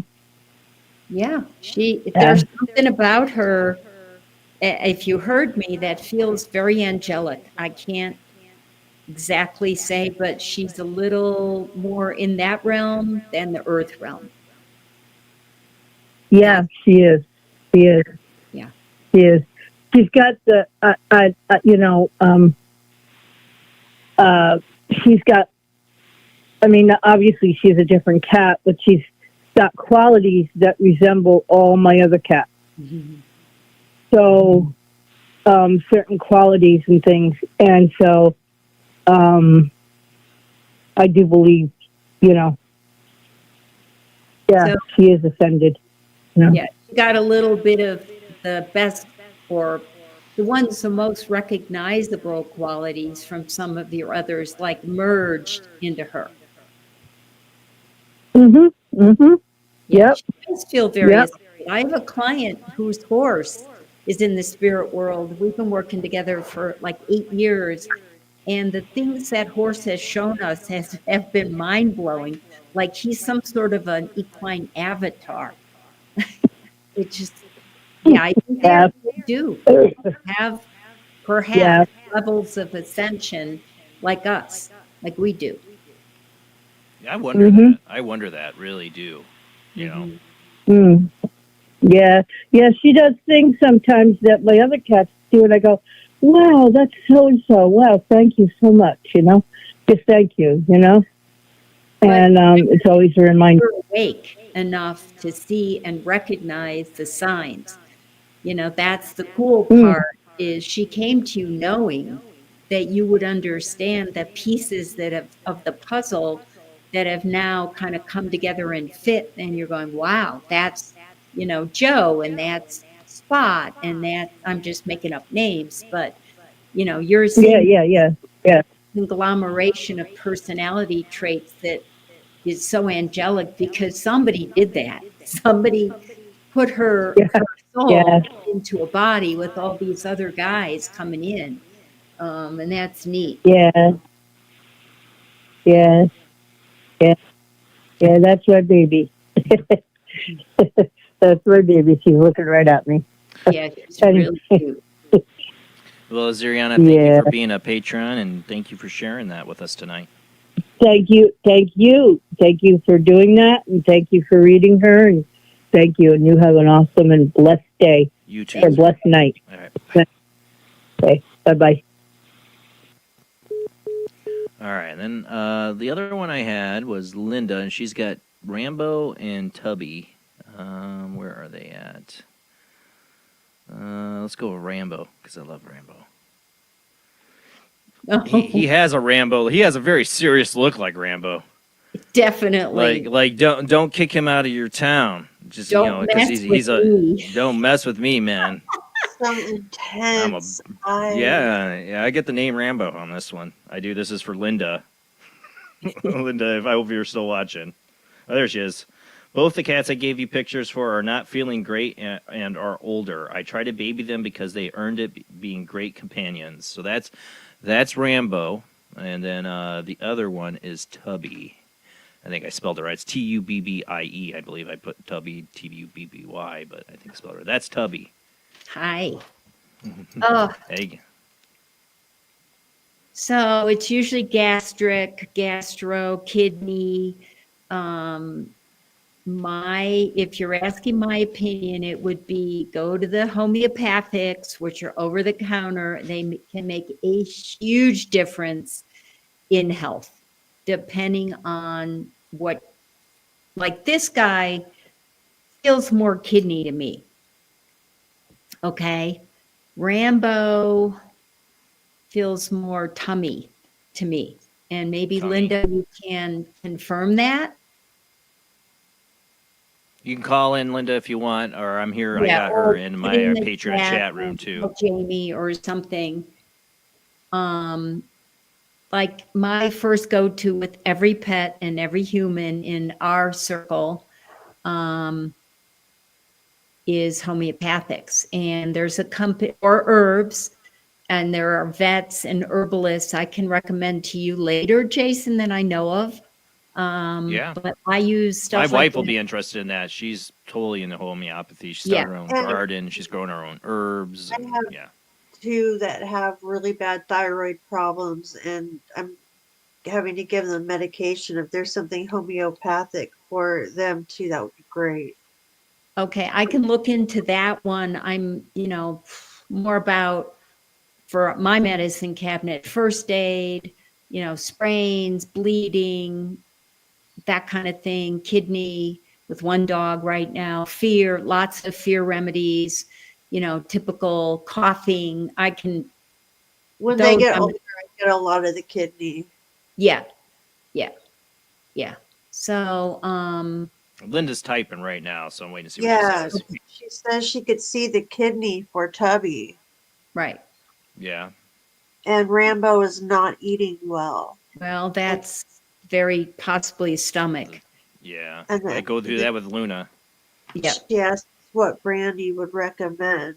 Well, there's one main one that is so phenomenal, and it turned my husband into a believer like overnight. It's called Carbo Vegetalis. Can get at Whole Foods, Vitamin Cottage, any health food store. You want me to put it down here in the chat? Yeah. Whoops. Just called Carbo Veg, and it's for your dog with the gas. Oh my gosh. Well, I've been told with Frenchies, there's really nothing that's going to solve it. That it's a total Frenchie thing. The Is gassy. it Carbo Vegetalis? Vegetalis. Let me type the whole thing out. There. I've been told that by several Frenchie owners that you're going to have to deal with it because they've tried everything. So I don't know, but if you've got a recommendation, let me know because man, I she might can be able to stink help up you a with room. that.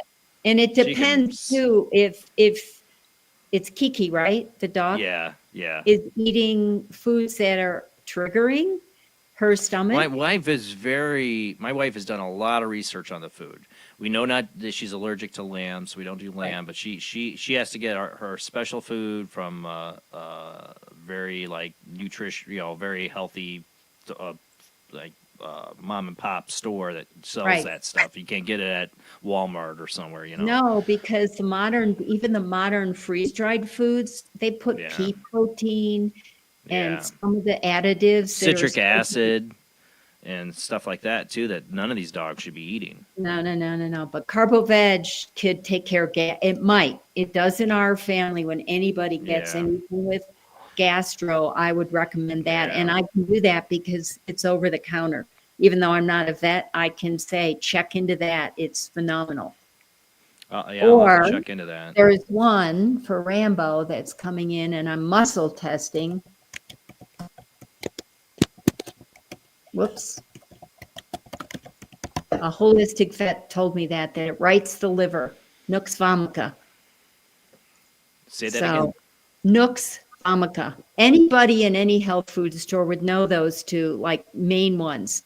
And they're in my colic kit. Those are the ones, if a horse colics, I go down this list. Boom, boom, boom. Plus a couple others. Oh, well, these I would have to recommend. I know a place, a veterinarian she could order from. Iris V is for the pancreas. Cats scare me though because they're like last one I typed in. You could buy them separately, and you could give. Oh, it should be. Sorry, Ipecac. They don't give you a lot of warning signs before something goes wrong with your cat. They're like dogs. You get a lot more clear warning signs something's wrong. But cats, man, it can be just so sudden. And then if you did, for example, a course of Nux vomica for a couple days, once a day for 2 or 3 days, it might completely turn his appetite around. It can. It really can. Like this one here, the Iris V and Ipecac. I do give peppermints to my my horse Romeo, my Mustang, and they're training treats. But I know if I'm going to give him a couple peppermints and we're out riding, I give him Iris V and Ipecac to make sure his stomach doesn't get the runs. It's just a preventative in my case.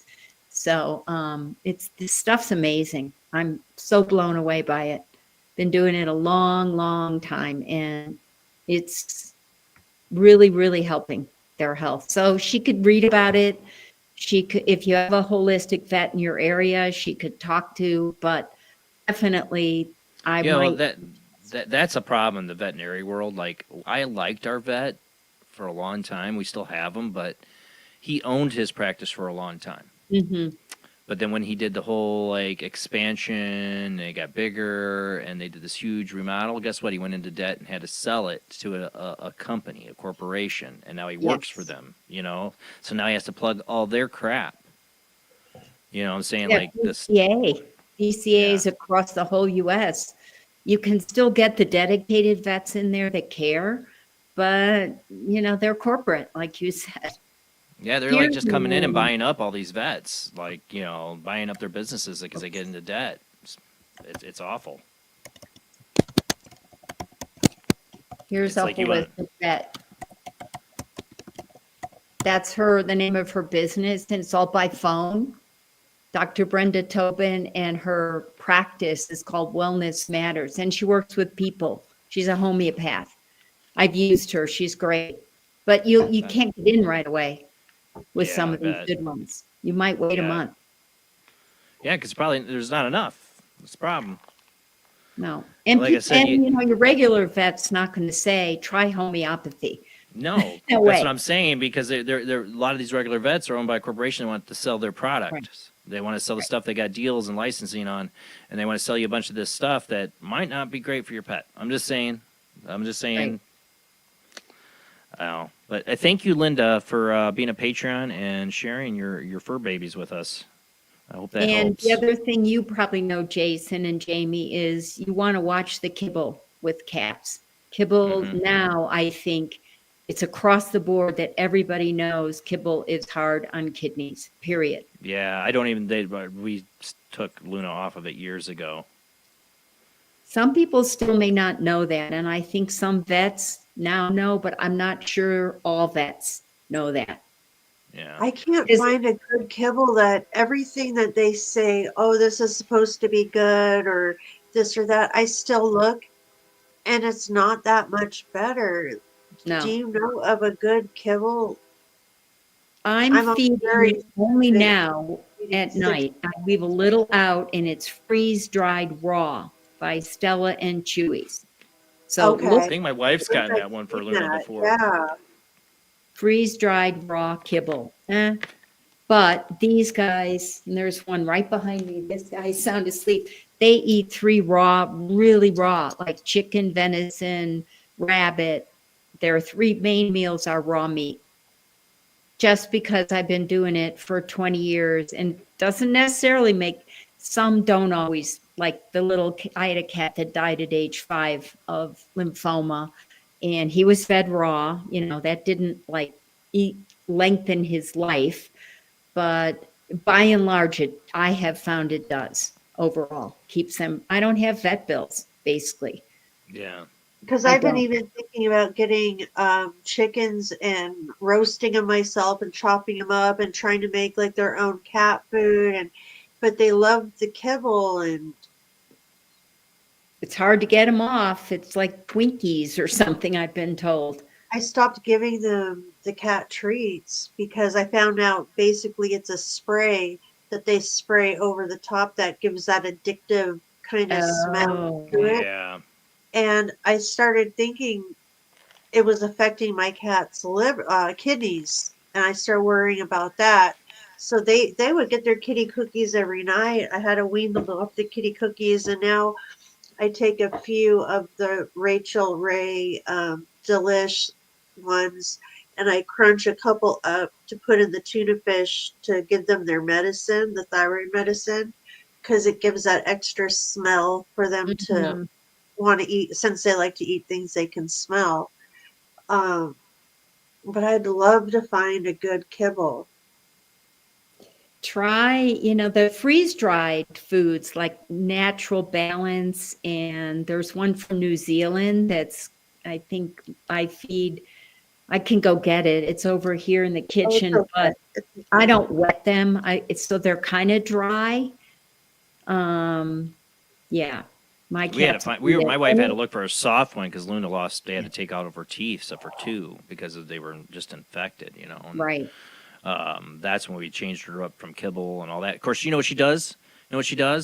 She'll go and try to eat Kiki's big. Kiki's got big kibble because if we give her too small, she gets sick. It keeps her from, makes her chew it and eat it slow. So my wife has got her the big kibble. And Luna will grab that kibble and try to chew it up and eat it, and then she'll be puking up. And I'm like, don't eat the dog, don't eat the dog. I'm like, I'm telling the dog, stay out of the kitty litter. I'm telling Luna, stay out of the dog food. They're both trying to eat each other's food. It's a struggle every day. Like if Kiki sneaks into the kitchen, she eats Luna's food, and if Kiki's not eating her food, Luna's trying to eat that with her 2 teeth. And I'm like, what are you doing, cat? Why are you doing this? I feed you all the time. You got food right there, and you're eating the dog's food. Why? So, Jamie, check this company out. It's not cheap, but they make freeze-dried raw food for cats and dogs. And my holistic vet recommended it. So it's chunks. Awesome. And they tell you to wet it. I feed it dry because my cats will drink water, but it is a really solid company.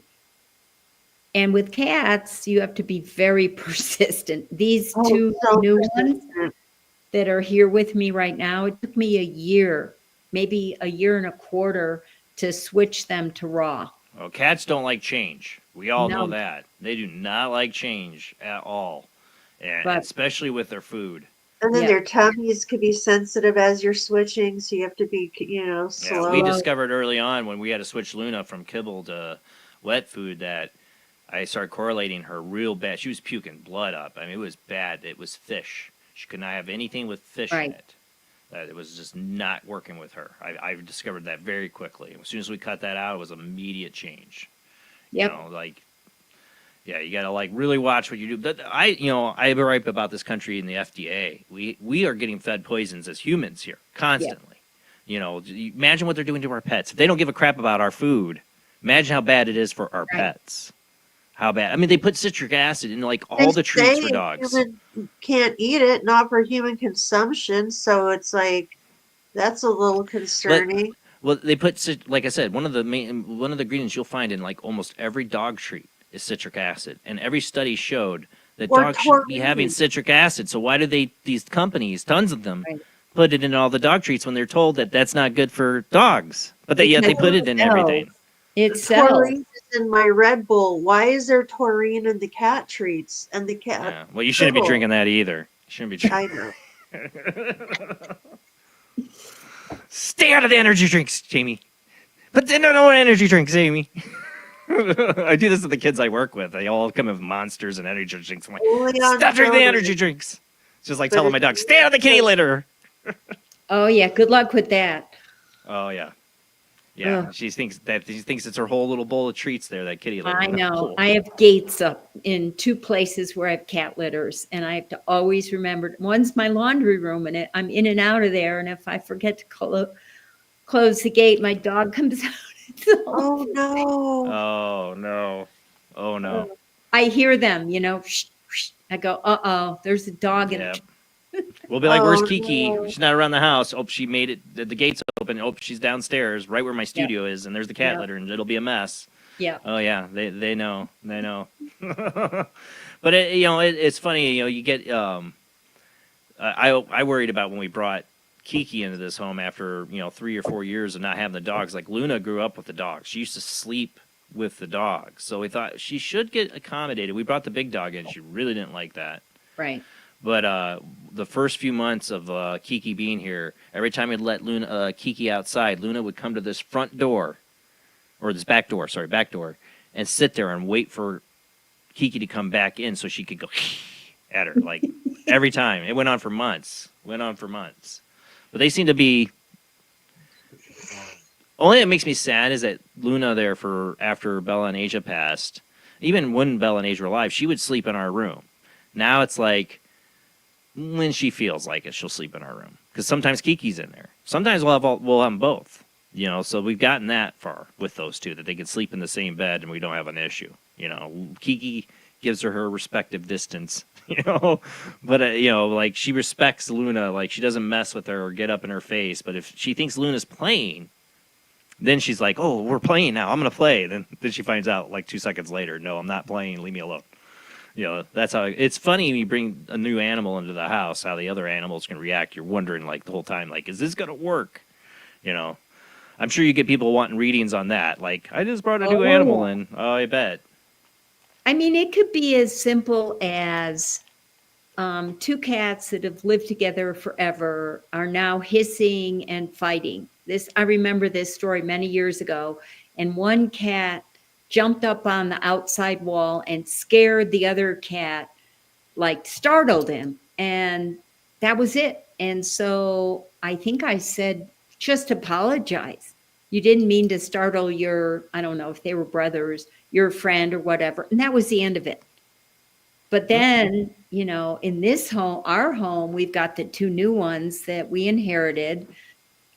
Long story, can't go into it now. And they bully my other cats. So I have a separate setup because my older female, they picked on her so badly that it wasn't going to get okay. I could tell after 6-8 months making flower and crystal essences, energy work. I talk to them all the time and I say, hey guys, can we be a family here? They're territorial, and the Siamese over there, I know she wants to claim me. She would like to be my cat with no other cat. So when my black and white one comes in the room, if I'm not watching, she's going to chase him right out of the room. Yeah. Not fair to him, but that's what she wants. So we never brought another. We've never. My wife. We've had. You know, we have the stray cats outside that are always like very friendly, and then my wife's been tempted so many times to bring another cat in that house. I'm like, don't do it. Don't do it, because Luna's too old for that crap. She is too old for that. She can handle another dog. She's always been around dogs. That's what she knows. You bring another cat in here, which did happen at one point. We watched her sister-in-law, my sister-in-law's cat. So she's done the other cat. It did not go well. It did not go well. Like, don't bring another cat into this house. It went better than I thought I should. Actually, if I think about it, but still didn't go great. You know, those cats were like, stay away from each other. I have a client that at one point they had 14 cats that were outdoor. Jamie brought them in, and she somehow got it to work. She's like the cat blender of blenders. And there were times I would say, hey, Lori, what would you do? But if you don't do it right in the beginning and keep them separate and then you merge them, sometimes it's too soon. You can make a lot of mistakes along the way. Right. That's what I'm saying. That's what I was worried about when we first brought Kiki in. I've made those mistakes. So I'm not the expert on that, you know, how to make your own home compatible for everybody. And these guys didn't know dogs. They're still scared of my dogs. Yeah. They're still very scared of my big dog. And he's never done anything wrong. But like I said, most dogs I know, I mean, some dogs are total dicks to cats. Like, you know, but most dogs I see usually give them they respect the cat. Like, they know to give the cat. They're like, I don't know what this thing is, but it gives me that look that I'm just going to stay away. You'll see the dog like, no, I'm good. Like, but if the cat shows any like sign like it wants to like be interested in the dog's like, we're going to play. You know, that's the 2 different mentalities between dog and cat. Dog's like suddenly, like, if you get a dog in I'm gonna play mode, then the cat's like, no. That's the fight I see. Whenever they get in a fight, it's because the cat gives a signal that the dog thinks is I'm playing, and no, that's not what the cat's doing. Maybe it is. Sometimes I wonder if she does it just to egg her on. We got another call here. I think we got Adrian on the line. How you doing, Adrian? You there, Adrian? Hello, Adrian, you there? Adrian. You hear us? I know it was Adrian that called in. I can see it was her name, a number, but I'm not hearing her come through. Adrian, you there? Oh, maybe she'll try to call back. Okay. Well, hopefully you don't have an issue. I know I was getting sound on my end, but I wasn't getting her sound. So I don't know what was going on there. But, you know, these animals become a part of our lives. Here she is. Oh, let's see. Let's see. Oh, it did the whole spam thing again. Why didn't it not answer it? Incoming call. No, that was the old one. That one. That's the one I want. Yes, give me that one. Why isn't it answering it? Sorry, hold on a second. No, I don't want to call that. Keep trying, Adrian. Try calling again. I'll try to answer it. For some reason it didn't let me answer it. It went to that spam thing again. Try again, Adrian, if you're listening. Try calling. For some reason, if I try calling it back, it shows like a whole different number, so I don't want to try calling you back, Adrian. So try calling in again. And Jason, check private chat. What do you just said? Okay.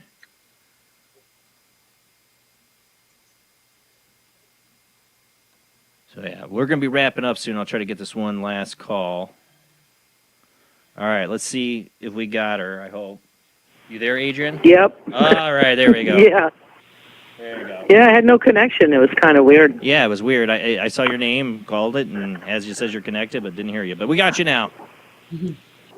Super. So I sent in a couple of photos of my dog, Maya. One is of her aura, and the one below it on the Patreon is her a few years back. Give me 1 second. And she has a very... Go ahead and keep talking, but I'll have those up, so go ahead. Yeah, for your guest, she has some very special attributes, and I didn't know if you could... One in particular, and I didn't know if you could pick up on that. I'll have it in just a second. I will try. 1 second. Okay. I'm working on getting those up. It'll just take me 1 second. Oh, I did only saved the one picture. Got one of them so far. Should be coming here in a second.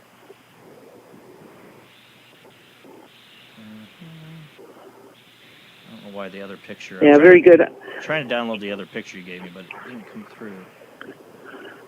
Which one do you have, the aura or Aura the other one? Right now I have the Aura one. Here in a second I'll have it up. That's okay. That's right. Yeah, I adopted her when she was 1 year old. She was from the Carolinas. It had puppies at 8 months old, I guess, so I got her at about age 1.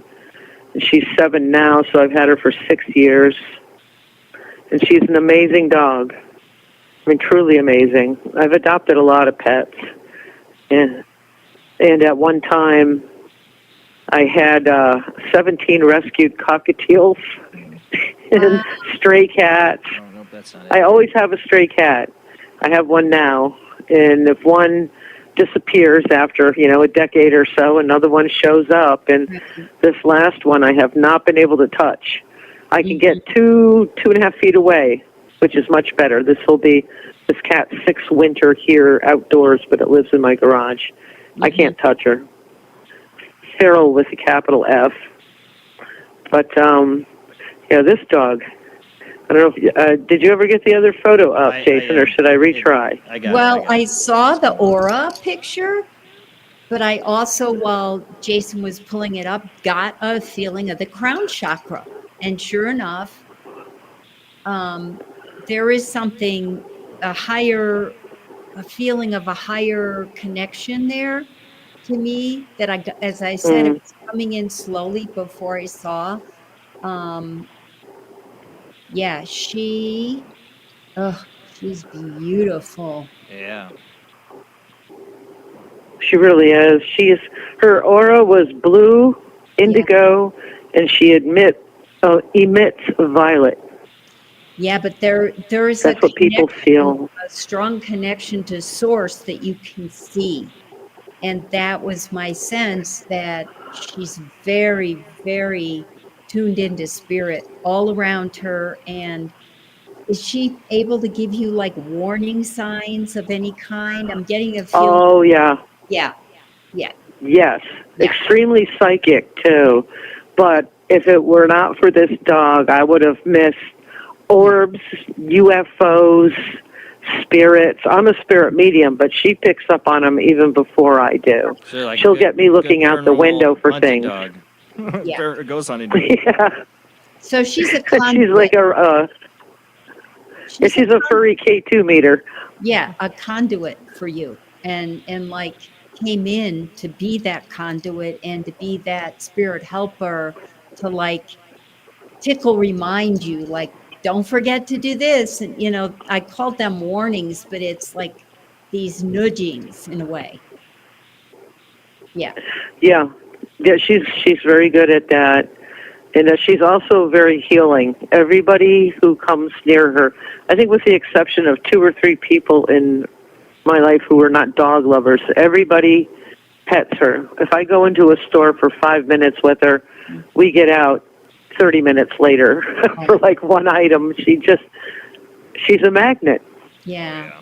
And her heart chakra Yeah. is like putting out what I want to say frequency so that people want to be standing there near her to feel that love, and it's coming from her heart. That's what it's like to me. Yeah, the people feel that. Mm-hmm. And I was wondering, I did miss quite a bit of the beginning of the show. Do you believe that animals could have had a human life prior? I do. It's funny because I didn't elaborate when this came up, but I've had a teacher here in Santa Fe that said, oh, no, no, no. People come back as people. Dogs come back as dogs. Cats. And I didn't believe it. So I asked a visiting medium in the day what she believed. And her answer was, well, I was a woolly mammoth once. And I said, there you go. That's the way I feel. Yeah. Maybe I've been a horse, and that's why I'm so drawn to horses. And I don't think there's a rule around that. In fact, my motto is there are no rules. That's one of my favorite phrases, is there are no rules. Who makes these rules? If you're That's right. That's a good rule. As a practicing medium, I'm sure you get psychic hits all the time and vice versa. Like those two worlds to me aren't separate. So I don't think humans have to come back over and over again as humans and all that. No, I get the feeling she was human maybe a couple of lives ago. Right. There's something about her eyes and the way she connects and the way she heals. I think she was a healer as a human in a past few lives ago, because I don't know, she's not your typical dog. I love all dogs, and I've had, have them since childhood, but she's different. And I am so glad that I have her. She's amazing. Yeah. And thank you for all your input. They're very, very deep. Her soul is very, very deep. Yeah, I can see that. Yeah. Yeah. Well, thank you. Okay, well, thanks so much. Thank you. Okay, bye-bye. Bye. I mean, look at how much they use pets in like hospice and nursing homes, and how much they make a difference in the elderly's lives. And I watched it with my great grandmother, lived to 102. She had pets up until she really couldn't, had to go to a nursing home. She had cats, she had dogs. She was alone for a long time. You live 102, you have great grandchildren, all that stuff, but you're alone in your home, and these animals were her companions, people to talk to. When people are alone, they have no pets in their lives. Studies have shown they don't live as long. Right. Love and compassion are powerful things, and you get that through your animals and those bonds you get with them. Ellen, it's an honor to have you show. I promised you I'd let you get out early tonight. Thank you. I want, again, people go check out her book, Be Like the Wind, the 3 Equines Channel Spiritual Light. I had a lot of fun tonight because you let me have an excuse to share my pet pictures and my Patreon's pet pictures tonight. So anything to get here and just look at people's pet pictures, I'm game. I'm all fun. Maybe not everybody loves that, but I do, because I love animals and I love seeing everybody's pet pictures. And for people, we do have a Patreon. You can, if you want to become a member for shows like this, it does help that you can get your stuff to me through Patreon. It's in the link of the description of the show if you want to look us up through that and be a member for $1 a month or $2 a month or whatever you will, and does help pay the bills for the show. Ellen, it was an honor to have you on. Good to meet you both. Jamie, I made a mental note to look into the thyroid thing for you, and I'll get a message through Jason to you.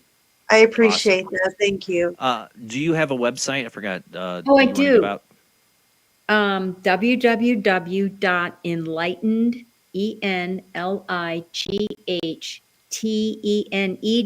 enlightenedanimals.com. I have a new website specifically for my psychic readings, which is psychicjourneys.net. Psychicjourneys.net. Yeah, and I'm going to write my nonprofit here in case anybody wants to see what we're doing in the Bahamas. I think that's awesome you're doing that in the islands. Well, out there, it's because been I know that's a amazing problem. through the hurricanes that have hit there since 03, 04, 05, then Matthew, and most recently Dorian, 19. Yeah. That Those hurricanes. devastated Grand Bahama. Yeah. That's, I mean, there's so many pets that get just misplaced, lost, or people abandon them. I mean, what happened with recently, we were seeing it was happening. People were abandoning pets and stuff on the Helen and Arlene and all that. But there are also people who died with their pets because they were not going to let them go. Like that that one guy was an older gentleman. Him and his dog, were lost, and it was so hoping that was going to have a happier ending than it did. That would be me. I wouldn't abandon my pets. I'd figure out a way to go down. Last they saw this guy, he was on his roof with his dog. He could have left, probably got out of there, but he probably couldn't because he was, he was older and he wasn't going to leave his dog behind. Sad, but thank you so much. I'll let you go. Both. It was a pleasure. It was an honor to have you on, guys. Check out her book, Be Like the Wind, the 3 Equines Channel Spiritual Light. That's it for the show, guys. We will be back most likely next Sunday. I'm going to try to still do a show. I have a work meeting that night, so I'll be rushing to do it. But I do have a guest scheduled. I have Nancy Urot. She's an angel medium next Sunday. Hopefully we will, or I'll get her rescheduled. But same bad time, same channel. 10 p.m. Central, 11 p.m. Eastern, 8 p.m. Pacific time. Check us out on Facebook, YouTube, and Twitch. Don't forget to follow, subscribe. Keep telling your friends about Paranormal Soup, where the weird happens live every Sunday night. If you want to help support the show, we are on Patreon. You can find the links in the description of the show for our Patreon, Jason Bland Paranormal Soup. $1 a month, $2 a month does help pay the bills. Super Chat does help pay. And you can also find me under PayPal under oojblandoo@yahoo.com. Thank you, everybody who watched tonight. We'll see you next week. Have a great night.